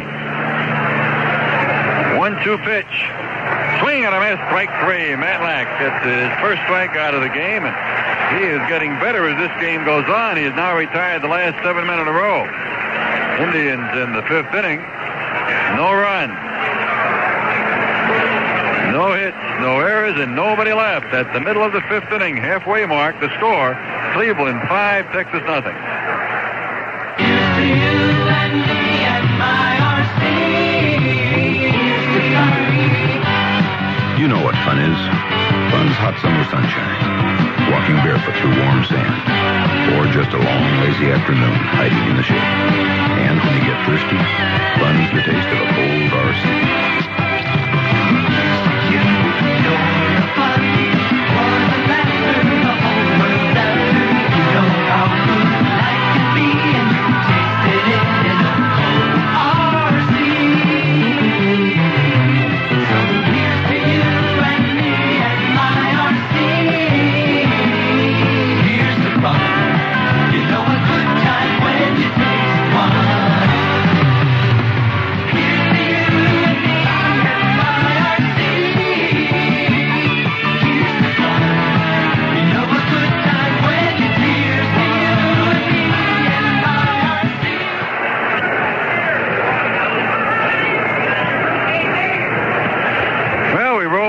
To the last half of the 5th inning, Grubb, Putnam, and Sundberg coming along against Rick Waite. The Indians will play here again tomorrow evening. On to Milwaukee for a game on Thursday. They're off Friday, playing Milwaukee Saturday and Sunday.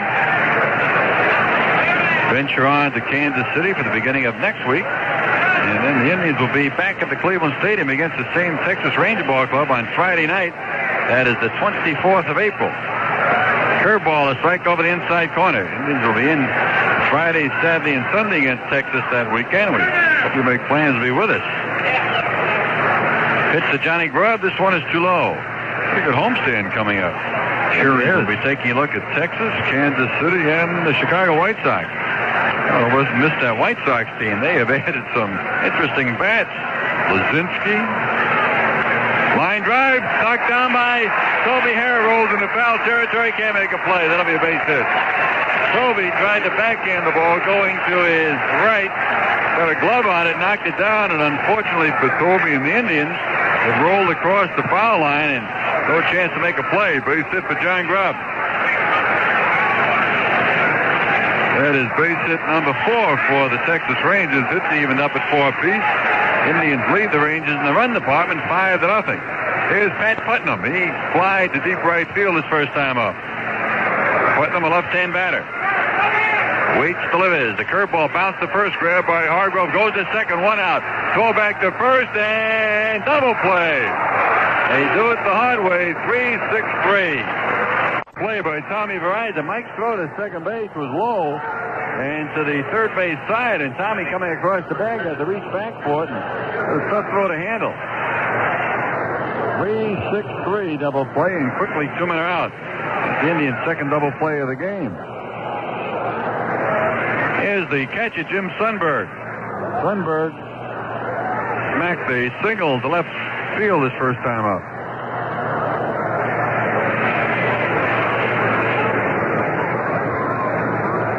Wind up and the pitch. Up too high, ball 1. Sundberg, fine defensive catcher. There are many who will tell you that he is the best defensive catcher in the American League. Not only handling the baseball, throwing, and handling pitches. I don't know if he's the best, but he's one of the better ones. Ball 2, the pitch. Fastball is over but low. Ball 3, 3-0. Indians trying to gain their first victory of the year. And they'd love to do it right here in Texas.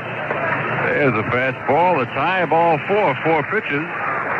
And Jim Sundberg with 2 out takes control of first base. That's the second walk issued by Rick. Rick has struck out 1. Walked the first man of the game on 4 pitches. Here's Mario Mendoza. Mendoza tapped one back to the mound, and Rick forced the man at second. Weight, 6'3", 195 pounds, 28 years old. Inside and low, a ball. That was quite a deal that brought Mendoza, among others, over to the Texas Rangers. 11 players in all changed uniforms between the Rangers and the Seattle Mariners. Richie Zisk was the principal involved going to the Mariners. Check on the runner at first. Ball 1 pitch is a strike for the fastball. Rangers picked up a pretty good lefty, and Rick Honeycutt. Now, I saw something, Herb, where Honeycutt still is not eligible to pitch for a certain amount of time. He is still serving time on a suspension for one. He had to have curveball, strike 2. You may recall at the end of last season, he was accused by the umpires of applying a foreign substance to the baseball. Thumbtack, I think it was. And that entailed a suspension. Ground ball, third base side and foul. I'll tell you one of the interesting things, though. He had that happen to him while he was with the Seattle Mariners. And he's traded to the Rangers. The Rangers are being penalized by something he did with the Mariners. Exactly what Don Zimmer said before the ball game. He said it's kind of unfair that we should pay the price. But I think the reasoning by the Commissioner of Baseball and the American League is that get this pitch in. Pitch is bounced toward the third baseman. Off the mound and no play. Waits made a lunge at it. Toby tried to barehand it. Nobody could grab it. Toby got a hand on it but couldn't make a play. And those little tappers to the left side. And Mario Mendoza legs out an infield hit. With 2 men out, the Rangers for the first time tonight have posted runners at first and at second. And the top of the batting order, Bump Wills. At any rate, I think the reasoning behind the suspension and having it apply this year is that the suspension is leveled at the individual, not the team, and so I think he's about finished with that. It's pretty close. I think Zim said like it will 5 or 6 days or something. within the next week. Here's Bump Wills. He is 0 for 1 with a walk. He's also stolen a base. Batting right-handed against left-hander Waits. Ground ball third base. Toby Harris comes on, grabs it right on the foul line, and they say fair ball. Steps on the base, and the inning is over. Well, from here, it looked like it was foul, but we are not right on the line. Don Denkinger, the home plate umpire, made the call. So it'll be a fielder's choice in the fourth out at third base. In the fifth inning, no runs for Texas, 2 hits. There were no Indian errors, 2 men left, and we have completed 5 innings. The score, the Cleveland Indians 5, the Texas Rangers nothing. Well, here we go into the 6th inning in Arlington, Texas at Arlington Stadium, with the Indians still leading the Rangers by a score of 5-0. Your 5-inning totals in the ball game: the Indians 5 runs on 4 hits and no errors. The Rangers no runs and 5 hits, and they've committed the only bobble of the ball game. The Indians scoring 4 in the first off John Matlack, and then tacking on an unearned run in the 3rd inning. And all 4 Indian hits came in the 1st inning. So the Rangers have now out-hit the Tribe, but the Indians have it where it counts the most in the run column. Here is Toby Harrah leading off for the Indians. He takes a strike in the inside corner. Toby had the key hit of the 1st inning. A dying quail pop fly triple, good for 2 runs with 2 outs. The next delivery is a Matlack fastball up high and away, and the count is 1-1. Johnny Grubb tried to make the shoestring catch on Harrah's pop fly. He couldn't make connections, and the ball skipped beyond his reach. Toby swings and fouls it away up above the screen and into the seats behind home plate. 1 ball and 2 strikes. Harrah, Orta, and Bo Diaz set to face Matlack here in the 6th inning. Houston 4, Atlanta nothing after 4 innings in the Dome, and the Astros have knocked out Brave starter Bob Walk. Hannon now on in relief.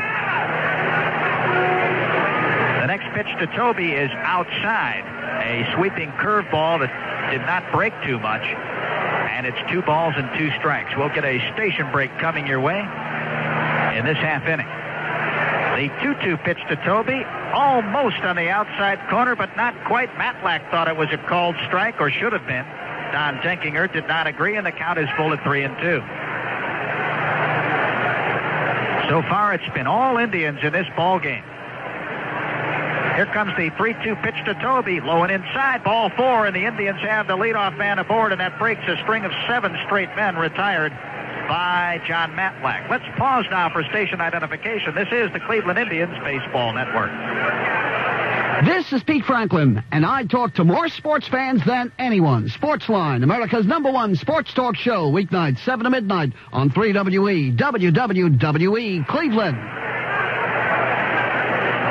Here is George Orta, who slammed a run-scoring double up the gap in right center field in the 1st inning, and then reached on an error by Bump Wills in the 3rd. So Orta is 1 for 2 with a run scored and an RBI tonight. And just as Matlack took his stretch, Orta requested time, and it was granted. Now Matlack is ready. He checks on Toby at first and steps off the rubber. Well, Farm Director Bob Quinn is dialed in tonight. The Chattanooga Lookouts in Double-A ball in the Southern League are trailing Memphis 5-2 after 6 innings. Here comes the first pitch to Orta, and that's a curveball that catches the inside corner at the knees for a strike. George Orta, he enjoyed an outstanding spring training campaign in the Cactus League, and he has slammed the ball hard in the first 3 games of the regular season. The strike 1 pitch to George. He goes to bunt. He went through with it, did not make connections, and it's strike 2. So Orta attempting to drop down the bunt. Did not like the sweeping curve delivered by Matlack, but it was a cross for a strike anyway. Kansas City leading the Tigers 2-1 in the 6th, but Ken Brett has come on to pitch for Kansas City in the 6th. So both of the Brett brothers seeing action tonight, George and Ken for Kansas City. Matlack throws to first, but Toby is back standing. He was not far from the bag. The wind continues to blow here in Arlington from left center toward the right field line.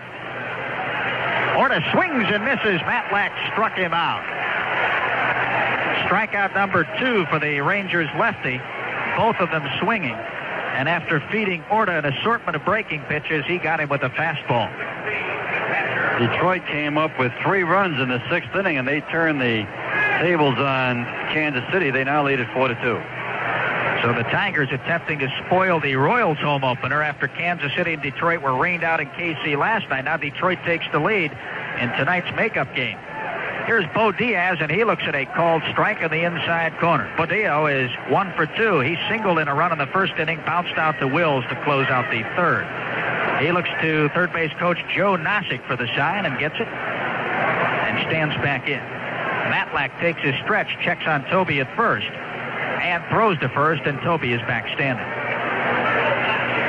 Well, the Tigers are trying to spoil the Royals home opener. The Indians are trying to spoil the Rangers home opener tonight here in Arlington. And so far, the Indians are doing a good job of that. Here comes the pitch to Diaz, and that's up high with a fastball, and it's 1-1. We have seen some absolutely scintillating defensive plays by the Indians tonight. Rick Manning doubled up Billy Sample at first base. Sample running with a pitch. Manning caught a line drive off the bat of Johnny Grubb and threw a strike to Hargrove to double up Sample. The next delivery to Diaz is fouled away on the first base side out of play, 1-2. And then Miguel DeLaunay caught Buddy Bell trying to stretch a single into a double. A fly ball that dropped inside the left field line. DeLaunay grabbed it on one hop and pegged it to second base, and Bell was caught as Alan Bannister slapped the tag on it. The Indians' defense has been superb tonight. The stretch by Matlack. And the 1-2 pitch to Diaz. Swing and a miss. He struck him out. Jammed him with that pitch. And Matlack, Nev, has gotten tougher as this game goes. He really has, Herb. Matlack reminds me now, over the last 2 or 3 innings, of the appearance he made against the Indians in the early portion of the 1980 season here in April, when he shut out the Indians on 5 hits, 3-0. Well, if he's throwing the ball any better now than he did in the beginning of what's happened, he's just making better pitches with his deliveries. He's not getting the ball out over the plate. Location is much better, and it's down. So 2 outs on 2 straight strikeouts. Here is Alan Bannister, and he looks at a curve across for a strike. Matlack has really found a groove, and I have a feeling, as I'm sure Hurd does, that it's a good thing the Indians got to him for 4 in the first inning, because it's been slim pickings since then. The pitch to Bannister, another curve, this time on the outside portion of the plate for a strike. 0 in on that curveball. 0-2 to Alan Bannister, who is 0 for 2 tonight on a couple of ground balls. Tom Verizor is on deck. Toby takes his lead at first, and Matlack takes his stretch. He throws to first. Toby is back. Billy Sample is in straightaway left field. Mickey Rivers straightaway and at normal depth in center. And Johnny Grubb manning the right field spot for the Rangers tonight. Bell, Mendoza, Wills, and Putnam around the infield with Jim Sundberg behind the plate. Now Matlack is ready again. The 0-2 delivery to Bannister. He swings and hits a little looper behind the bag at second. Back goes Wills. In comes Rivers, and the ball drops for a base hit, and Toby will leg it all the way around to third. Well, Bannister gets his first hit of the year. And Bannister may have broken his bat. That was a handle hit and a dying quail that landed about 35 or 40 feet out on the outfield grass directly behind the bag at second. The Indians' first hit since the first inning. Not a solid blow by any means, but the Tribe will take it. And hit number 5 off Matlack tonight. So now the Indians have runners on the corners at first and third with 2 outs. And here is Tommy Verizor, who has grounded out to short and tapped back to the mound in 2 trips tonight. We'll keep an eye on Bannister. Allen's a good base runner. The pitch to Verizor outside, ball 1. Bannister does not have blazing speed, but he's an intelligent base runner. And he picks his moments when he likes to steal. Here comes the ball 1 pitch to Verizor. He slaps it on the ground foul past Joe Nosick and down toward the Indians' bullpen. Bannister, last year with the Indians, stole 9 bases. He had 5 in the first couple of months when he was with the White Sox for a total of 14. His best season came in '79 with the White Sox when he pilfered 22. Matlack is ready, and here comes the 1-1 pitch to Verizor. Tap foul toward Miguel DeLaunay in the on-deck circle. A ball and 2 strikes. Don't forget, the Indians and the Rangers tangle again here in Arlington tomorrow evening. 6:55 airtime in the Eastern time zone. an earlier start than usual here in Texas. The 1-2 pitch to Verizon. There's a ground ball spanked toward Mendoza. At short, he comes in. He'll go to first with the throw. Verizon is out, and so are the Indians here in the 6th inning of play. And that Mendoza is a pretty slick customer with a glove out there at shortstop. For the Indians in the 6th, they do not score. They had a base hit. No errors, a walk, and 2 men left. In the middle of the 6th inning, it's Cleveland 5 and Texas nothing. Who can you call on for better insurance? Who can you call? Nationwide. Now small business owners can offer employees insurance benefits right up there with the big guys because Nationwide Insurance has employee insurance plans for businesses with 3 to 9 people. It begins with life insurance up to $50,000 on the employer and each employee with optional amounts for dependents. It includes major medical health care benefits up to $1 million for each insured person. And depending on the plan chosen, employees can receive disability income payments of up to $400 a week. In most cases, employer premium contributions are tax deductible. Nationwide is on your side. For all your insurance needs, life, health, auto, fire, or business, call a professional. Call a Greater Cleveland Nationwide Insurance agent, listed on page 698 of the Yellow Pages.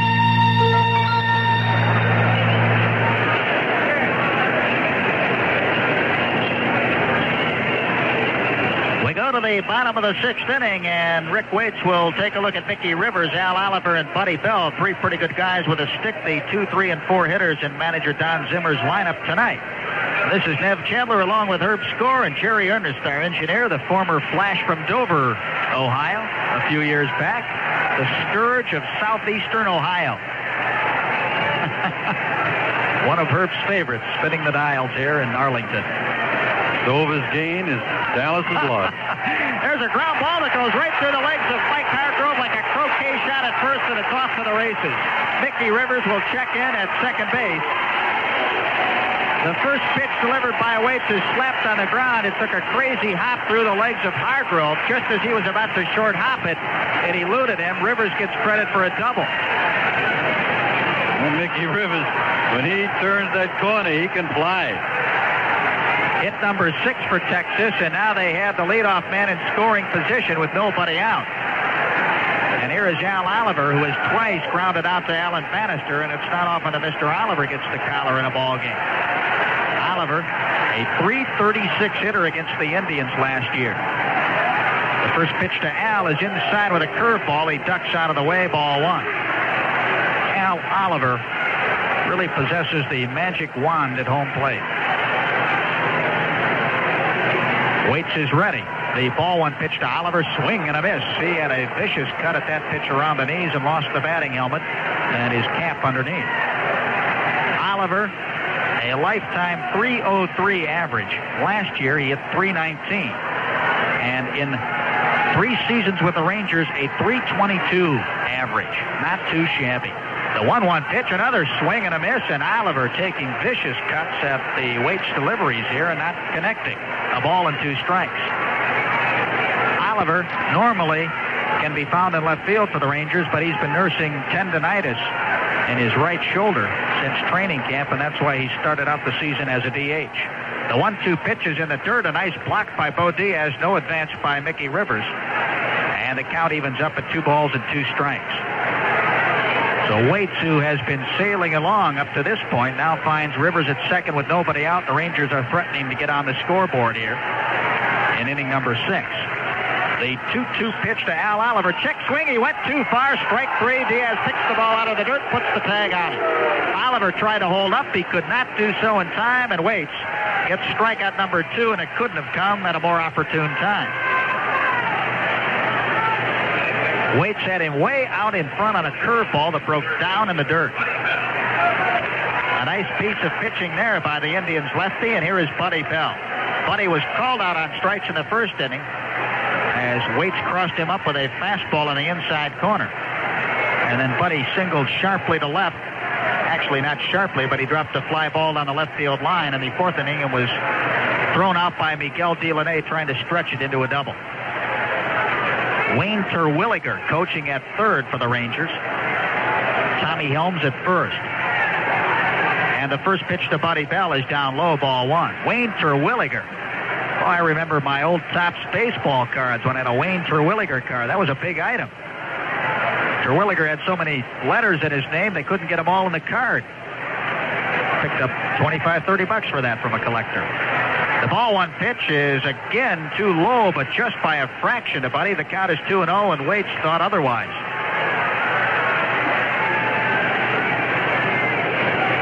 Billy Sample, the left fielder, is on deck. Waits gets the sign from Diaz. And the 2-0 pitch to Buddy Bell, inside corner for a called strike, and Buddy looks back to Don Denkinger. Has a word or two with the home plate umpire, and it's 2-1.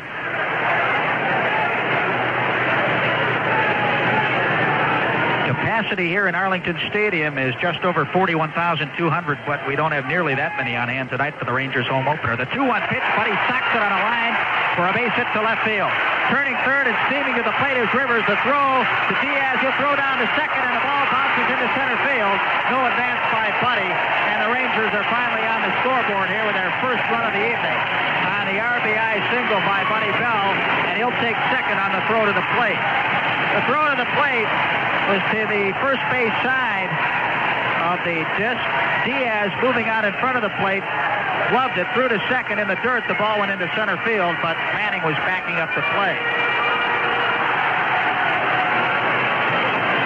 So the Rangers now have their first tally of the evening, and they also have Buddy Bell in scoring position with only one out. Rick Waits will not twirl a shutout tonight, and he is not concerned about that. All he wants to do is twirl a victory. And out of the Indians' bullpen pops Danny Spillner. I should say the bullpen dugout, and he'll go to work. Sample looks at a pitch high and outside, ball one. He's 1 for 2, a single to right in the second inning, a blooper, and a fly ball to left. Spillner is joined by left-hander Bob Lacey. The ball one pitch to Sample, a curveball finds its mark, cutting across the strike zone, 1-1. Boston and Baltimore were rained out this afternoon in Fenway, and the weatherman played havoc with the National League schedule, wiping out 2 contests. St. Louis and the Mets. Also a contest in Montreal. The 1-1 pitch to Sample down low, 2-1. Rick Waits laboring a bit here in the 6th inning. Rivers led off with a ground ball double through the legs of Mike Hargrove at first. It took a wicked hop and got past the Indians' first baseman. Oliver struck out, but Bell singled to left and took second on the throw to the plate. Here comes the 2-1 pitch. Sample slugs it on one hop to Verizor at short. He looks the runner back and throws him out. Sample hit a screaming shot on one hop to Tommy Verizor. How many times in baseball do you hear about the atom ball? Well, that was a nuclear fission ball to the nth degree, right, Adam? 2 down, and Buddy Bell at second, and here is Johnny Grubb. Grubb has lined to Rick Manning in center field, and he hit a bullet off the glove of Toby Hara at third in the 5th inning for a base hit. Johnny Grubb, one of the really nice guys in baseball, and a former Indian, former Padre. The first pitch to Grubb, he swings, and it's a golf shot that skips over the roof of the Rangers dugout and back into the second row of seats. Grubb has been plagued throughout his entire career with injuries. He just can't get through a year without having some injury that curtails him for a while. Boy, when he was with the Indians, he had a hand injury that was really nagging him for almost an entire season. They couldn't find out what it was. It was finally a hairline fracture in his hand, the palm of his hand. That pitch to Grubb is inside, ball one, 1-1. Johnny does not have exceptional power, more of a line drive hitter. The pitch to Johnny is way up high, 2 balls and a strike. But when you get one in Grubb's wheelhouse, he can crank it out. In the bullpen, both Lacey and Spillner have indicated that they're ready if needed. Waits leans over to get the sign from Diaz and takes his stretch. Here comes the 2-1 pitch to Grubb. He pops it up a mile high on the right side of the infield. Hargrove drifting into foul territory by the coach's box. He makes the catch, and Waits avoids further difficulty. Grubb fouls out to Mike Hargrove, and that's all for the Rangers here in the 6th inning. They get their first run of the ball game on 2 hits, no errors by the Indians, and 1 man left. We've played 6 full innings here in Arlington tonight with the score of the Indians 5 and the Rangers 1.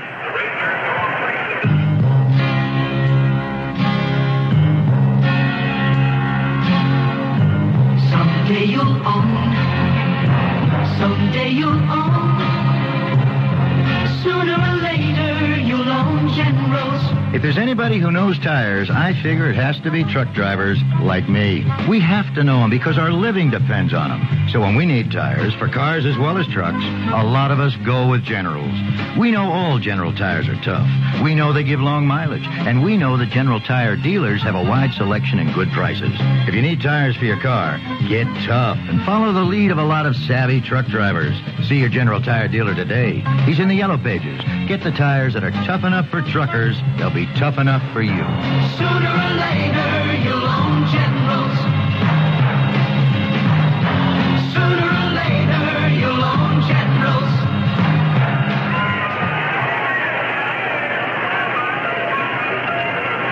The Indians will have the top of the order ready to face John Matlack here in the 7th inning. Miguel Delaney, Rick Manning, and Mike Hargrove. And Mr. Matlack has really settled into a groove since a rocky beginning when the Indians nailed him for 4 runs in the 1st inning. Matlack has only given up 1 hit since that time. Larry Littleton was warming up down the bullpen. He just came into the dugout. He may be going on to play defensively at the last half of this inning. And probably as a replacement for Delaney, so this could be Miguel's last appearance in tonight's ballgame right here. Delaney is 0 for 3 tonight and 0 for 11 now in the season. He looks at a curve up high, ball 1. The last time up, Delaney hit a ground ball over the bag at third, and Buddy Bell, ranging into foul territory, picked it off and threw out the speed merchant with an exceptional play. The ball 1 pitch to Miguel is up high, 2-0. The dashing Dominican would love to get that first hit right here of the 1981 season. I think he's pressing just a bit, trying to get it right now. Miguel swings and tops it to Buddy Bell at third. Bell gets it right on the line, but it's a foul ball, according to Don Denkinger, the home plate umpire. Denkinger running down the third base line, motion foul, just as Bell got his glove on the ball. 2 balls and a strike, and Delaney comes back to home plate and gets his piece of lumber from the bat boy. Matlack was the workhorse of the Rangers staff last season, pitching 234 2/3 innings. That was tops on the Texas staff by plenty. Only Doc Medich came close to it. And this is Matlack's 2nd start already of 1981. The 2-1 pitch to Delaney. There's hit number 1 of the 1981 season. A looper to right over the head of second baseman Bump Wills, and the dashing Dominican is aboard. And I have a feeling that the dashing Dominican is ready to do some dashing. Indians with a 4-run lead, and if they're going to run, this is the time they will take off. They're facing a fellow, though, in Sundberg, who has a great quick release, and also Matlack. He gets rid of the ball pretty good on the mound. Well, there is Rick Manning. He is 0 for 3, looking for his first hit tonight. Delaney with a big lead at first. Matlack in his stretch. The pitch to Manning bounces on home plate, goes all the way back to the screen, and Delaney legs it around second and now puts on the brakes. Well, you don't have to worry about stealing second when the pitcher uncorks a wild pitch. Bob Babcock is a right-hander. He's throwing in the bullpen for the Texas Rangers. So a wild pitch charged to John Matlack. He's also hit a batter tonight. And Buddy Bell goes to the mound to confer with the lefty. And Cincinnati starts off in fine style tonight. They hit the San Diego Padres with 3 in the 1st. Detroit has added a run. They pick up a run in the 7th with Kansas City batting in the 7th. The Tigers lead at 5-2. The count is ball 1 to Rick Manning. Now Delaney stands at second, and the 1-0 delivery to Rick is up high, 2-0. Buddy Bell is in close at third. Putnam charging from first. They are looking for bunt possibilities from Manning. The Indians would like to pick up an insurance tally right here in the top of the 7th, already leading 5-1. Matlack takes his stretch. In comes Putnam at first. Delaney dances away at second. And the pitch is a strike at the knees to Manning. Babcock continues to crank it up for the Rangers in their bullpen. Doc Medich against Len Barker tomorrow night as the Indians and Rangers conclude this brief 2-game set. Then it's on to Milwaukee for 3 and to Kansas City for 3 more. Matlack, after taking his stretch, stepped off the rubber and looked Delaney back to the bag at second. Mendoza, the shortstop, is shaded toward the bag. Wills, with Manning, the lefty, up at the plate, assumes his normal spot at second base. The 2-1 pitch to Manning. He bunts it right back to the mound. Matlack gets it. Delaney goes to third, and Matlack goes to first with a throw. Matlack had a notion about throwing to third, but Delaney is so fast that he thought better of it and took the play to first. So it's a sacrifice for Manning. Delaney moving over to third base. And now Mike Hargrove has a chance for an RBI, and the Rangers bring the infield in close.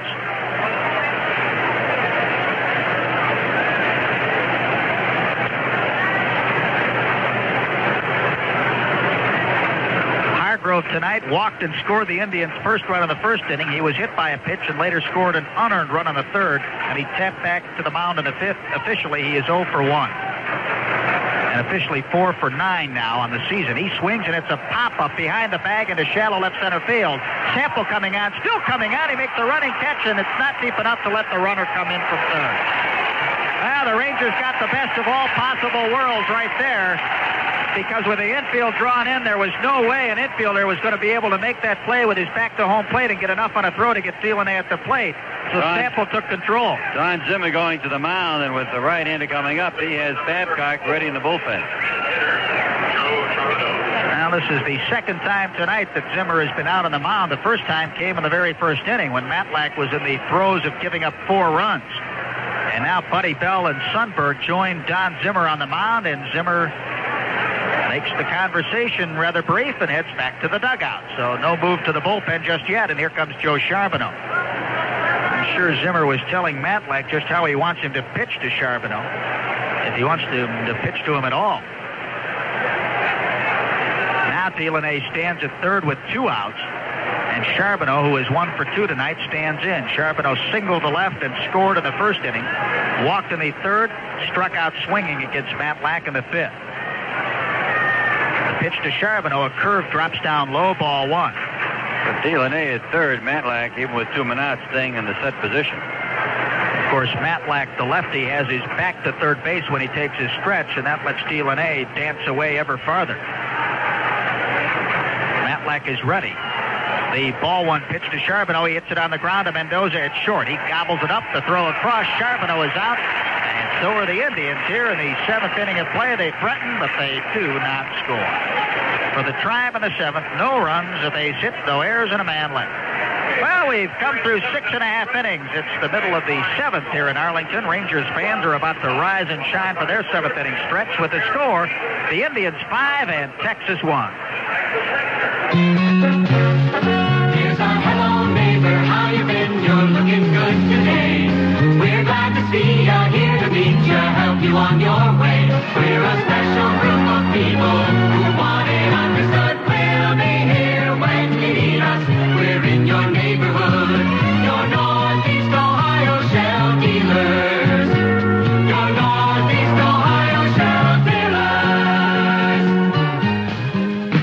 Hello, this is Larry Morrow. Wednesday's the day, the final day for filing our 1980 federal, state, and local taxes. And there are a few areas of the law regarding your taxes you may not know about. Raleigh Woods, a representative from the IRS, has some rather pleasant news amongst the mire, and the People's Advocate, tax consultant Philip Fry, and a TV personality on his way to France with hundreds of handicapped Clevelanders, hopefully to be helped. Tomorrow morning from 5:30 till 10 o'clock.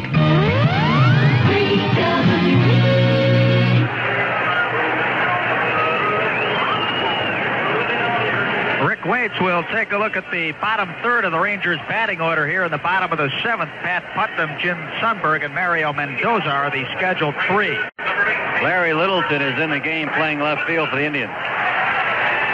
So Larry Littleton checks in as a defensive replacement for Miguel Delaney in left field here in the bottom of the 7th, and you insert Littleton into the leadoff spot in the Indians' batting order. Delaney tonight 1 for 4, getting his first hit of the season. And advances advancing to second on a wild pitch last inning, but the Indians could not get him around. So here is Pat Putnam. Putnam is 0 for 2 tonight. He flied out to right in the second inning and bounced into a 3-6-3 double play in the fifth. He swings and skies one high in foul territory by the third base bag, and now by the Indians dugout. Toby Harrah makes the grab. So on one pitch, Waits gets rid of a dangerous hitter at Pat Putnam. That's the way to do it. Now batting for the Rangers, number 10, the catcher, Jim Sundberg. So now it's catcher Jim Sundberg's turn. Sonny tonight singled to left field in the third inning and walked in the fifth. So officially he is 1 for 1. Rick Waits lines it up, and the pitch to Sundberg is fouled away out of play behind home plate. Last year, the Indians and the Rangers divided 12 games, each team winning 6. The Indians were 1-5 here in Texas, but they turned it around against the Rangers in Cleveland, winning 5 out of 6. The pitch is tapped on the third base line, and it kicks foul. Toby picks it up with the bare hand and flips it back to Waits. 0-2 on Sundberg. And if you think the Indians and the Rangers were even in more than just the win-loss column, you're right, because in those 12 games, the Indians outscored Texas 63-62 as a total. So these two teams battled hammer and tong last year.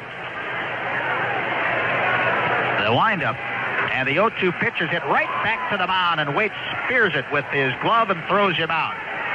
Waits demonstrating good quickness there, reached down with a glove, and the ball went right into the pocket. Sundberg is a 1-3 out. In the NBA, Houston has defeated San Antonio 123-117. And the Rockets take a 3-2 lead in that series with game number 6 destined for their home court in the Summit. But as we talked earlier, the home court has hardly meant an advantage, not only in that series, but in many others. Mario Mendoza will not bat here in the 7th inning. Bill Stein, another infielder who has seen a lot of duty in the major leagues, will pinch hit for Mendoza. Houston just scored 3 times in the 5th inning. They take a 7-2 lead over Atlanta at the end of 5, and at the end of 1, Cincinnati leads San Diego 3-0. So that gets you caught up on the scoreboard, and here comes Bill Stein to bat for Mario Mendoza. And this will be Bill Stein's first at bat this season. Stein, I believe, was signed as a free agent by the Rangers. I'll check that. He was employed by Seattle over the last 4 years, and prior to that, the White Sox, and he hits a line drive over the head of Bannister and into right field for a solid base hit. So in his first at bat of the season, Bill Stein rifles a single to right. Hit number 8 for the Rangers tonight. They've out-hit the Indians 8-6.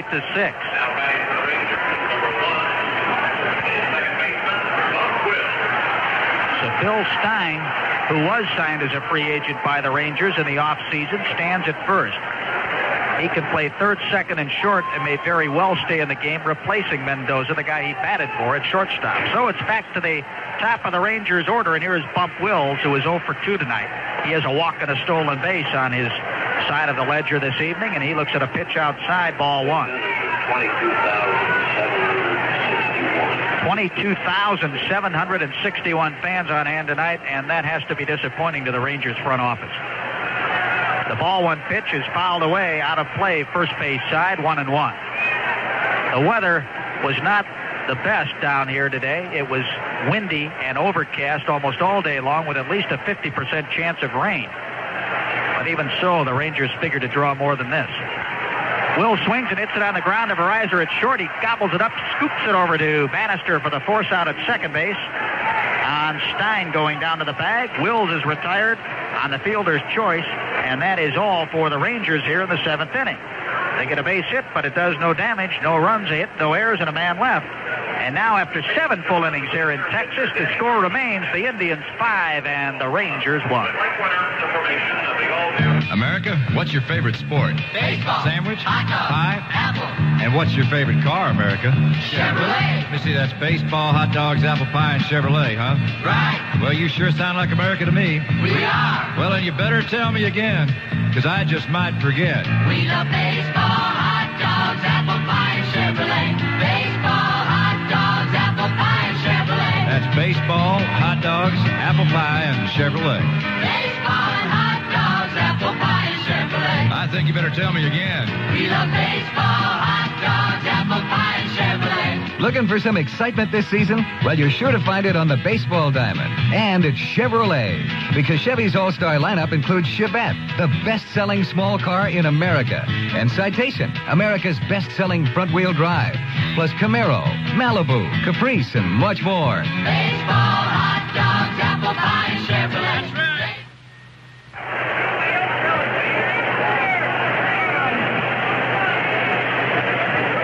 Well, we go now to the 8th inning, and defensively for the Texas Rangers, we have a change. Buddy Bell moves over to shortstop. Bill Stein, who entered the game as a pinch hitter, stays in, and he will be playing at third base. Indians lead it by a score of 5-1, and in the 8th inning for the Tribe, we'll take a look as Toby Hare will lead off, followed by George Order and Bo Diaz. Last report out of Kansas City there in the last half of the 8th inning, and the Tigers lead the Kansas City Royals 5-2.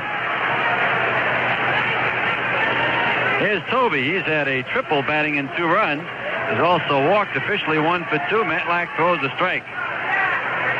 John Matlack in the first inning. I would not have given you much on the chances of his being around here in the 8th, but here he is. Outside, ball 1. Matlack gave up 4 runs and 4 hits in the first inning. Since that time, the Indians have managed 1 run. It was unearned, and only 2 more hits. 1 ball, 1 strike. Left-handed throws, chopped back to the mound. Nice grab by Matlack. Whirls, throws. He couldn't get him. The throw was in the dirt. Putnam had it and couldn't hang on. And Matlack is charged with an error. That is the second error of the game charged to the Texas Rangers. Matlack had to go a little bit to the third base side of the mound to get the ball, and in truth, he had plenty of time, but he hurried his throw and made a bad one. Indians have a base runner, and here's George Order, who double home run in the first inning. He's 1 out of 3.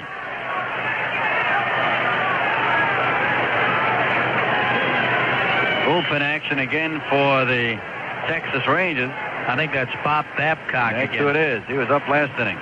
Tom Brennan now throwing in the Indians bullpen. Check on the runner at first, looking for the bunt. Here's the pitch. It's inside. Stein playing at third. Buddy Bell's at short now. Stein really charging on that last pitch from his third base position. He is convinced that George will drop down the bunt. George Order right down at the end of the bat. Ball 1. Hare the lead at first. And the pitch. He goes to bunt, fouls it back, strike.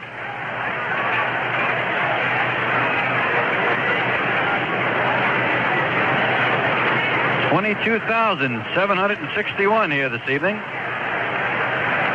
Opening night in Arlington, Texas.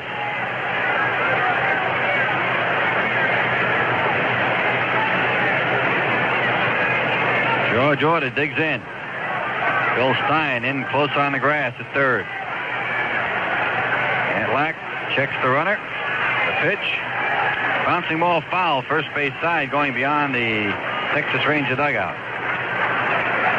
Ball 1, strike 2. Kneeling on deck is Bo Diaz.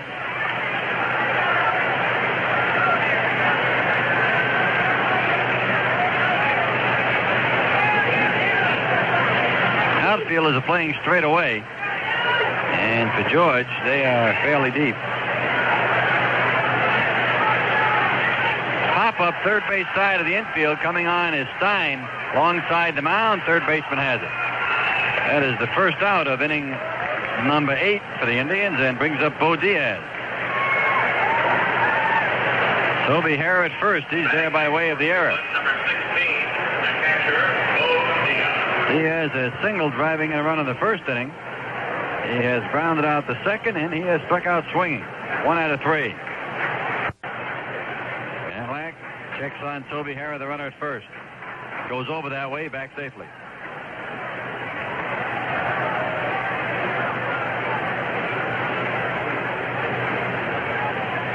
Sort of bunching Bo in the middle, giving him room on the foul line.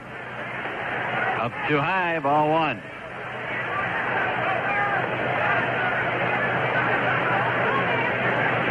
Bosick flashing the signs from third base coaching box. Ball one.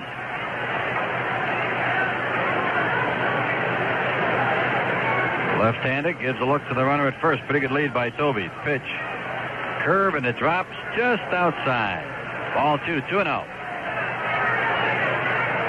Indians tomorrow evening take on the Rangers again. It'll be Len Barker and Doc Medich, a pair of right-handers. Game time, you folks in the Eastern time zone, will be 6:55. There goes the runner. Ground ball third base. It's inside the line, rolling down the corner. Toby around second. He's going to third. He'll be waved around. Here comes the relay from Buddy Bell. It is not in time. The Indians lead it 6-1. And Bo Diaz gets his second hit of the game, his second RBI. They'll rule it a double. Bo slapped that fair inside the bag by just about a foot or 18 inches.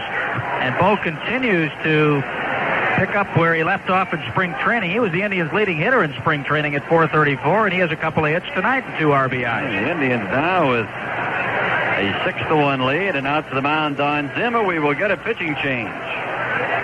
We'll see Bob Babcock, a right-hander, coming on for John Matlack. He has worked 7 1/3 innings. He has given up a total of 8 hits, 6 runs. 4 of those runs were earned. He walked 3, and he also struck out 3. He hit a batter. We'll be back to tell you about Bob Babcock after we take this time out. There's a hello neighbor, how you been? You're looking good today. We're glad to see you, here to meet you, help you on your way. We're a special group of people who want it understood. We'll be here when you need us. We're in your neighborhood. Your Northeast Ohio Shell Dealers. Your Northeast Ohio Shell Dealers.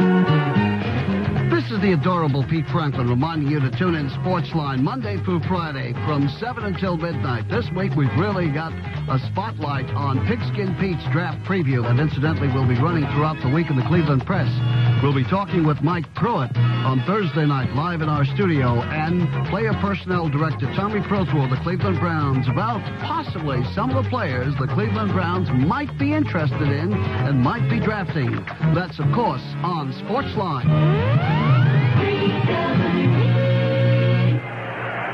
Bob Babcock is now on in relief for the Texas Rangers. He's a 31-year-old right-hander, and he is a tall drink of water from Newcastle, Pennsylvania.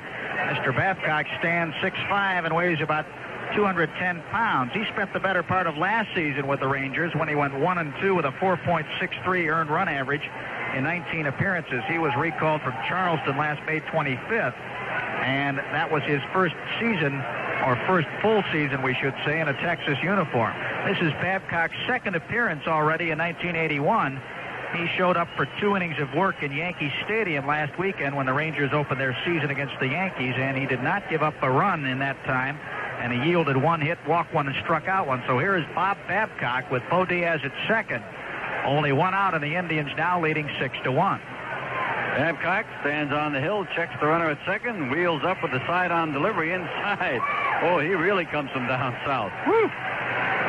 Babcock is a picture of persistence. He had about 13 years in the minor leagues. He is a side armor. Next pitch, inside and low, 2-0. Von Hayes loosening up in the Indians' bullpen area, and we may see Mr. Hayes coming on. 2 balls, no strikes. Check to the runner at second, Diaz. Fastball, he whips it over the outside corner, strike. He has that side-wheeling motion. He really whips the ball. Right-handed batter seeing it for the first time. Had a little trouble with him. Inside and low. 3 balls and a strike. Well, Bannister's had 1 hit and 3 trips. On deck, Tom Verizon. Ball 3 and a strike. Here's the delivery. Line drive, left field, base hit. Bo Diaz gets the third, makes the turn.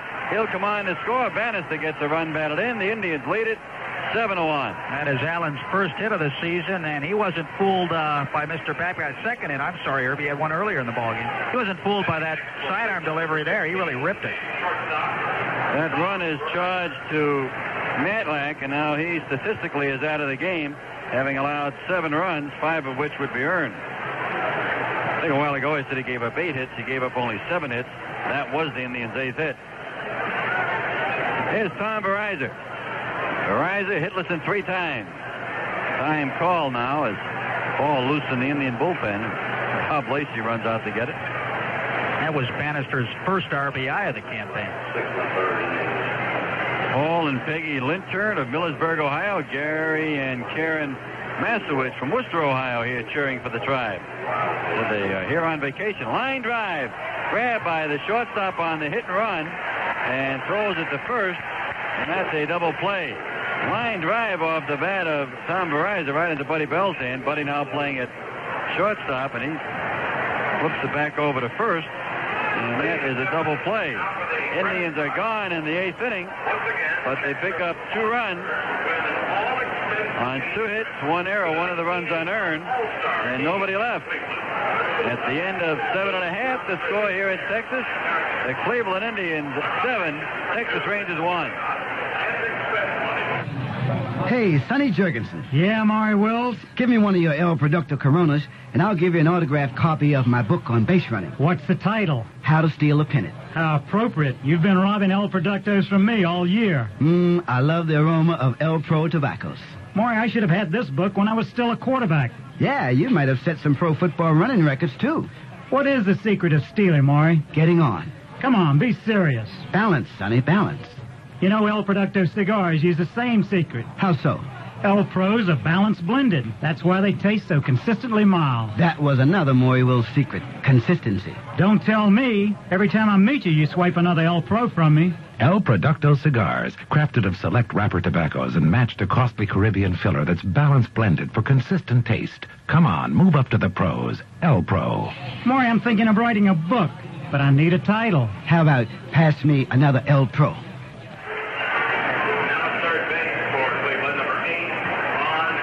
Well, Von Hayes gets his first taste of Major League Baseball. He has been inserted into the lineup. He's playing at third base. He'll bat in Toby's spot, which is number 5 in the batting order. And for the Texas Rangers, the 8th inning, we'll see Rivers, Oliver, and Bell come along against Rick Waits, who's done a superb job here tonight. He has limited the Rangers to 1 run on 8 hits. Walked 2 and struck 2 men out. First pitch to Al Oliver, strike 1. Tigers have made a pitching change, Herb, in the 8th inning. Kevin Sochi on in relief of Jack Morris, with Detroit leading Kansas City 5-2. Oliver swings and pops it up behind the infield. Out goes Bannister. On comes Order. Bannister there. Order takes it. And that ball surrounded. Hargrove chasing out. Bannister going out. Order coming on, and George made the grab.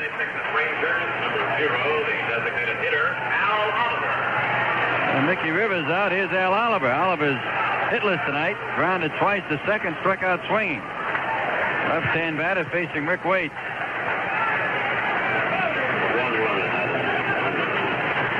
Danny Spillner and Sid Manji throwing in the Indian bullpen. Just in case. Outside, ball 1. Rick Waite has had excellent control tonight. He's walked 2, and both walks were on 4 straight pitches. Fly ball, shallow left center field. Now straight away center. Manning is there. Back a few paces, makes the grab. 2 up, 2 down. Rick Waite tonight has had good control, as contrasted in spring training when he was a little erratic. The thing he did tonight, he lost the first man on 4 straight pitches, but settled right down. And he touches that sack of rosin, and he's ready to go to Buddy Bell. Buddy is 2 out of 3 tonight. Batted in the only Texas run with a single in the 6th inning. Looks at a fastball low and inside, ball 1. 2 out in the 8th. Indians on the lead, 7-1.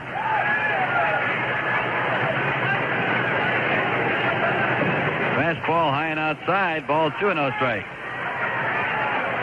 Looks like the wind has shifted around. It appears to be blowing out toward right field right now. Boy, it's made a complete turn. George Forster hammered a home run for the Cincinnati Reds in the 3rd inning with nobody on. That's his 2nd of the year, and he'll give Cincinnati at least a 4-0 lead over San Diego. As ball 3, 3-0. Right through the middle, 3-1. And Herb, the Tigers have changed pitchers again in the 8th inning. Dave Tobick, the former Clevelander out of Brusheye, now on in relief associate. 3-1 pitch is a strike, 3-2. Sergeant Jim Galambos, I guess that is, from Mantua, Ohio, is right here with us, cheering for the Indians. Saw him down near the Indian dugout before the game. He's in the Army here, stationed not too far from Arlington. 3-2 pitch. Ground ball, third base. And through in the left field, a base hit. Ron Hayes going to his left, the ball just off the end of his glove, or just out of his reach. I don't know if he touched it or not. Buddy Bell gets his third consecutive hit. 9 off Rick Waits, and here's Billy Sample. Jim Keeter from Painesville, Ohio, is here cheering for the Indians. A whole flock of notes. People are either visiting or now residents out this way. Time is called. Ball loose in the Indian bullpen. James T. DeSanto from Painesville, Ohio, also hit tonight. Down slow. And close by, Mike Cleary from Rocky River, Ohio. He's sitting right here in the booth with us. Very close by. He's done a good job with the scoreboard tonight. Put him to work. You're going to sit in the booth, you'll do some heavy duty up here. Ball 1. Well, some of us do. Billy Sample, 1 out of 3, right-in batter. It's a ground ball right side. Over goes Bannister, grabs it on the first bounce, throws and gets him. Bannister moving to his left, took that ball. Fortunately for Bannister, it came up. Was able to catch up with it. Got it on the first hop right at the outfield grass. So in inning number 8, Rick Waite sails right through it. No run. 1 hit, no errors, and there's 1 man left. We have come through 8 innings in Arlington, Texas to score.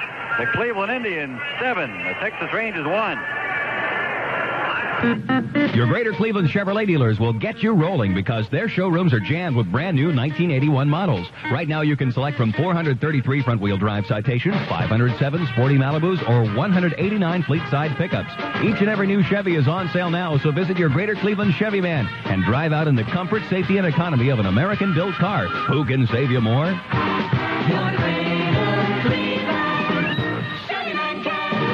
The names of the West: the Sweetwater River, Last Chance Gulch, Roaring Springs, Texas. Here's a Busch beer to the best of the West.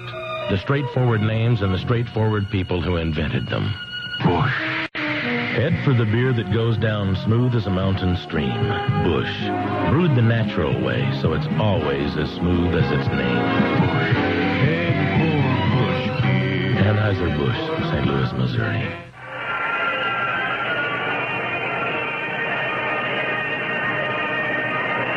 It's the 9th inning, and the Cleveland Indians send the top of the batting order. Littleton, Manning, and Hargrove up against a right-hander, Bob Babcock. He came on last inning, gave up a base hit, but then got a line drive double play. Larry Littleton will be the batter. This will be Larry's first at-bat of the game. Larry has batted once this season, and he has gone hitless. The second Major League at-bat.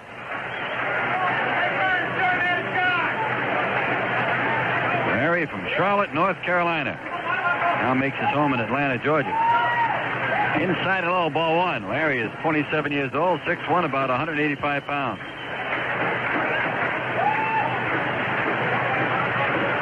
Ball 1 pitch, right-hander throws, outside and high.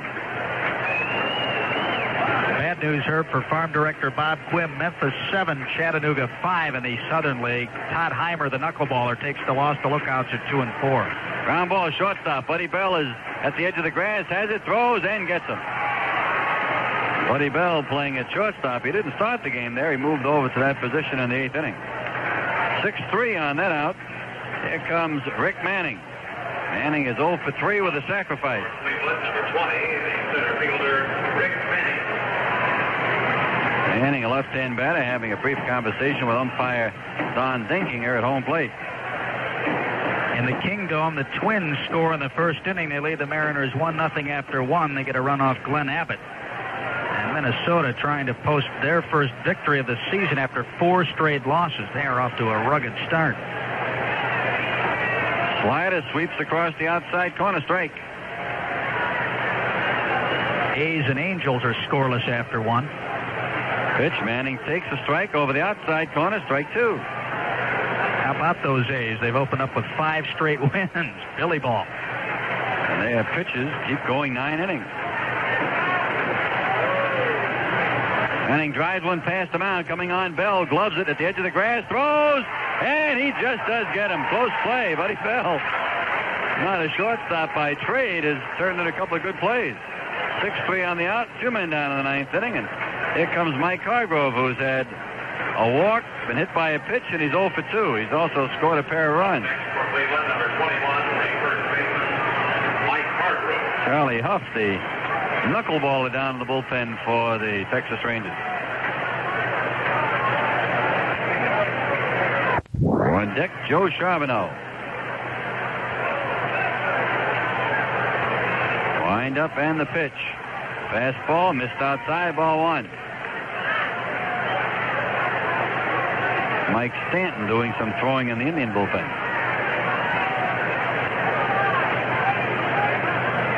Next pitch. Swung, nope. Inside corner, strike. Started the swing, checked it, strike anyway. 1 ball and a strike.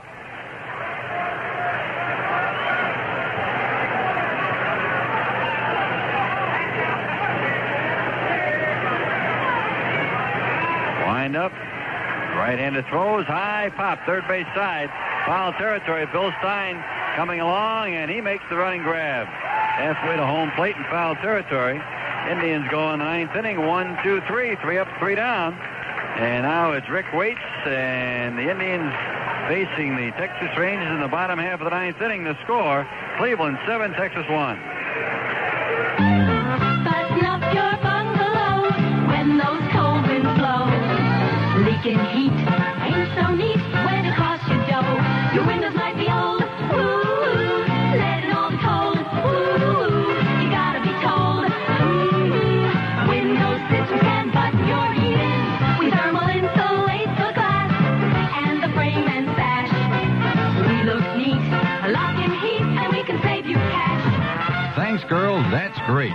I'm Herb Score with the Window Systems Pitch. Their insulated replacement windows really beautify your home. Beef up its real estate value and keep it comfortable all year round. For more information, call 398-0660. 398-0660. Okay, girls, hit it. So button up your bungalow when those cold winds blow. Window Systems, that's the name to know. It's the last half of the 9th inning. Rick Waits will make the bid to become the first winning pitcher of the Indians this year and also the first Indian pitcher to go 9. Waits has done a superb job this evening. He has just been outstanding. He stayed in front of the hitters just about all game long, and he really has not had a tough inning. He has pitched a fine, fine ball game. He's had command of all his pitches, and he has been throwing strikes. It'll be Grubb, Putnam, and Sundberg scheduled here in the 9th. Waits picks up the sack of rosin, throws it down, and he's ready. Well, Herb, I don't know what kind of an inning Kansas City is having in the 8th, but Detroit's changed pitchers 3 times. Lopez now on. They have to be doing something, I would think. There's a strike over the inside corner, fastball. As Waits jumps out in front of Johnny Grubb. John has had 1 hit and 3 trips. Waits works quickly. Throws the slider. It's just off the outside part of the plate, very close. 1 ball and a strike. Coming up on station break time, and when we see what happens to Grubb, we'll slip you one. Sidearm curve missed away. It's 2 balls and a strike. Tomorrow night, I hope you'll join us. 6:55, we'll be with you, and the Indians meet the Rangers with Medich and Barker. Ground ball, shortstop. Grabbed by Tommy. Comes up with a long throw. He nails him at first as 1 man down in the 9th inning. And now let us pause for station identification. This is the Cleveland Indians Baseball Network. This is Ray Marshall. The All-Stars of Entertainment play right here every weekday from 10 till 3. Join us for your favorite music on 3WE, WWWE Cleveland.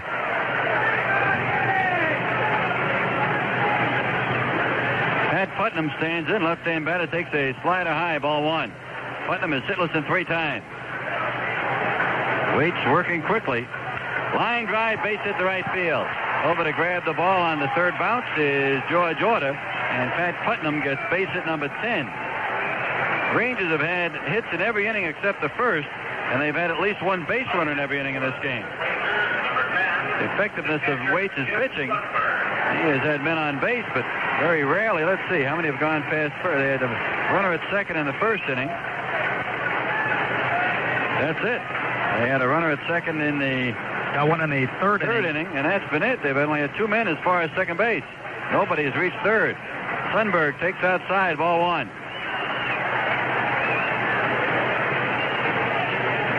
Seven to 1, Indians lead, last half of the 9th inning. 1 man out. Fly ball, center field. Manning moving to his left. He is there. He has it. 2 men down. And now, here comes Bill Stein. He came into the ballgame as a pinch hitter in the 7th inning and promptly lined a base hit to right field. He's a right-hand batter. Stein's base hit came in his first at-bat of the year. Another factor for Waits, sir, above the 10 hits he's given up, 9 have been singles and well spaced. Ground ball foul over near the dugout on the third base side, picked up by Wayne Terwilliger coaching there. 1 strike on Bill Stein. The Indians leading by 6 here in the 9th, trying to post their first victory of 1981. And Waits 1 out away from that victory. Check to the runner. Here's the pitch. Fastball, strike 2, and now Waits is 1 strike away.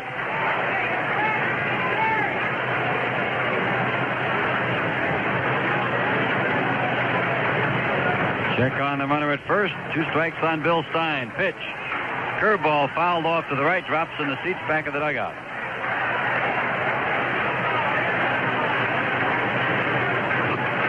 In a moment or two, we'll be debating the Chevy Man of the Game selection. I don't think there's much debating tonight. We've got him picked. 2-strike pitch. Curveball bounces at home plate, gets away from Diaz, and on to second base goes Putnam. That will be a wild pitch. Ball was a curveball in the dirt.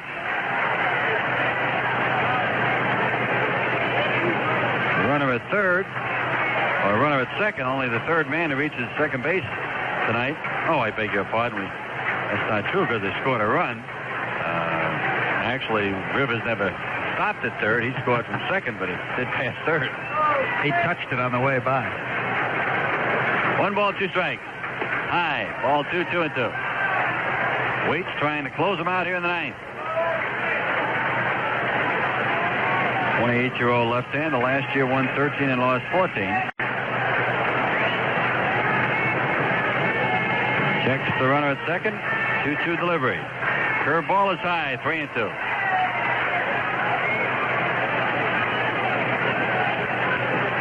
Ball 3, strike 2. On deck is Bump Wills. Indians hope they don't see him at the plate until tomorrow night. 3 balls, 2 strikes. 2 men out. 9th inning. Swing and a miss. Strike 3. The game is over. I think that was a changeup. That was a dandy. Bill Stein strikes out, and in the 9th inning for the Texas Rangers, no runs, 1 hit, no errors, 1 man left. Final score, Cleveland 7 and Texas 1. No matter what it is you do, we've got a helping hand for you. Let us help you do your very best.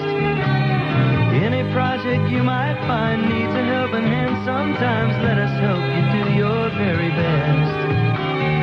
Here at HWI. Brighten up your home's interior with HWI's latex flat enamel. Available in hundreds of beautiful fade-resistant colors that last for years, latex flat enamel resists grease, stains, and spots, and washes easily. Plus, you get the job done faster because it covers with 1 coat and cleans up with soap and water. Visit your friendly HWI store today and beautify your home with HWI's latex flat enamel. Here at HWI. HWI Hardware, Home Center, and Building Material Stores. Let us help you do your very best.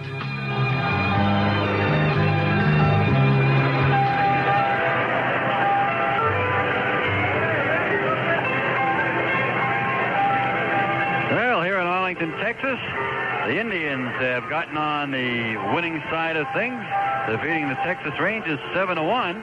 And our first order of business will be to select our Chevy Man of the game, and the Chevy Man gets dinner for two at Jason's Restaurant, Front Page Restaurant at Chagrin Boulevard in Richmond Road. It's a fine place to eat, and our Chevy Man tonight will be. It'll be the winning pitcher, Herb, and it's a pleasure to present it to Mr. Rick Waits, who came up with truly an outstanding effort early in the season, and after what even the waiter admitted was a rather lackluster spring training campaign, but that goes to show you what a fooler those can be for the veteran pitchers who just worked themselves into the beginning. We were talking about that the other day. In fact, on a plane flying over here, Dave Garcia saying, look at the fellas who have had bad springs. Tony Armas, for instance, hit about 185, and he's already banged out 3 or 4 home runs. Matt Keogh pitched 2/3 of an inning against the Indians in spring training. Gave up 6 runs. He went on and pitched a complete game. Vukovic of Milwaukee pitched outstanding baseball. Today he got banged around. There's no telling. Spring training is, I guess, spring training, and once the bell rings, things turn around. And Rick Waits has had a history of doing that. He really does. A couple of years ago, he pitched against the Reds. Sox gave up, 1 or 2 hits on an opening day, and he had a lackluster spring. Well, what makes this really nice, Herb, is not only is it a fine win for Rick Waits, because he's had trouble with the Rangers in the past, but it's a savory win for the Indians. This ballpark has not been kind to the Indians in recent years, and this really gets them off, I would think, on the right foot. And I would think psychologically it could help a lot, because they've had trouble, obviously, with Milwaukee and with Texas, and now getting this victory under their belts, they should relax a bit. Gets the road trip going in the right direction. Here's the way it went in the first inning. Delaney grounded the short, Manning fly to left. Up came Mike Hargrove, and he coaxed the walk out of John Matlack. Joe Charbonneau delivered a single to left field, putting runners at first and at second. Then Toby Harrah looped a shallow fly ball to right. John Grubb, the right fielder, came on and tried to make a diving catch of it. He didn't get the ball, and the ball went by him, and 2 runs scored. Harrah ended up at third with a triple. That made it 2-0.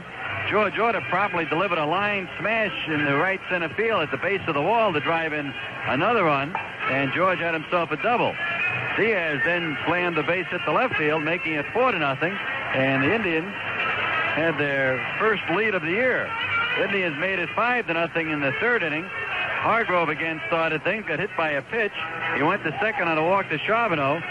Then a double play ball put a runner at third with 2 men out. George Orta hit a ground ball at second. Wills booted the ball, and on came the run to make it 5-0. The Rangers got their only run of the game in inning number 7 with 2 outs. A single by Mendoza. I beg your pardon, in the 6th inning, the Rangers got a run. A double by Mickey Rivers. With a man out, Bell singled him home. The Indians capped up their scoring in the 8th inning. A error by the pitcher, Matlack, put Harrah at first with a man out. Bo Diaz doubled him home. And then a single by Bannister brought in Diaz, and that was all the scoring. The Indians pick up their first win of the year against 2 losses. The Texas Rangers now 1-3. We'll be back to give you a rundown on the totals after this final timeout.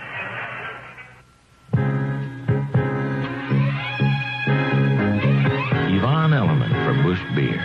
It's that time of day when you can say, come on and head for the mountains. You know the best is coming your way. Head for Busch Beer, reach out and see. It's time to head for the mountains. Taste the smooth and waiting for you. Here's to a beer brewed slow, cold, and natural for a taste as smooth as its name. Busch.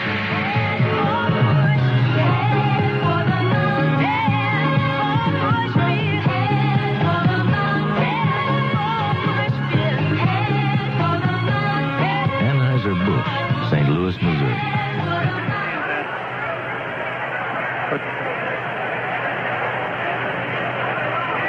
Here in Arlington, Texas, the Indians had 7 runs, 8 hits, no errors. They left 5. For the Rangers, 1 run, 10 hits, 2 errors. They left 8 men on base. Matlack, the starter, went 7 in the third inning. He was charged with 7 runs, 5 of those earned, 7 hits, 3 walks, 3 strikeouts, and hit batsmen. Bob Babcock, an inning and 2/3, gave up 1 hit, and that was it. For the Indians, Rick Waits all the way, striking out 3, walking 2, and certainly in command right down the line. The game-winning RBI tonight went to Toby Harrah, his first of the year. 22,761 were here to watch it. And it took 2 hours and 23 minutes. Tomorrow night at 6:55, it'll be Len Barker on the hill for the Indians. Last year's 19-game winner will face his former teammates, and he'll be opposed by right-hander Doc Medich. I hope to stay tuned for our scoreboard show. Neb will have all the scores for you, not only in baseball, but hockey results in the NBA also. And then we will, right before that, we'll be chatting with Len Barker, who will be on the hill tomorrow night. Now, it's a funny thing here. They're having a big fireworks show. It's just about to get underway here in Arlington, Texas. In Cleveland, when you have fireworks, nobody leaves the stadium. They stay around, and they really thoroughly enjoy the fireworks. Here in Arlington, Texas, I mentioned they had 22,000 to start with. I'll bet you there are not 1,000 people left in this ballpark. Oh, nowhere near 1,000 people. The place is just practically deserted, and they're just now getting ready to start the fireworks.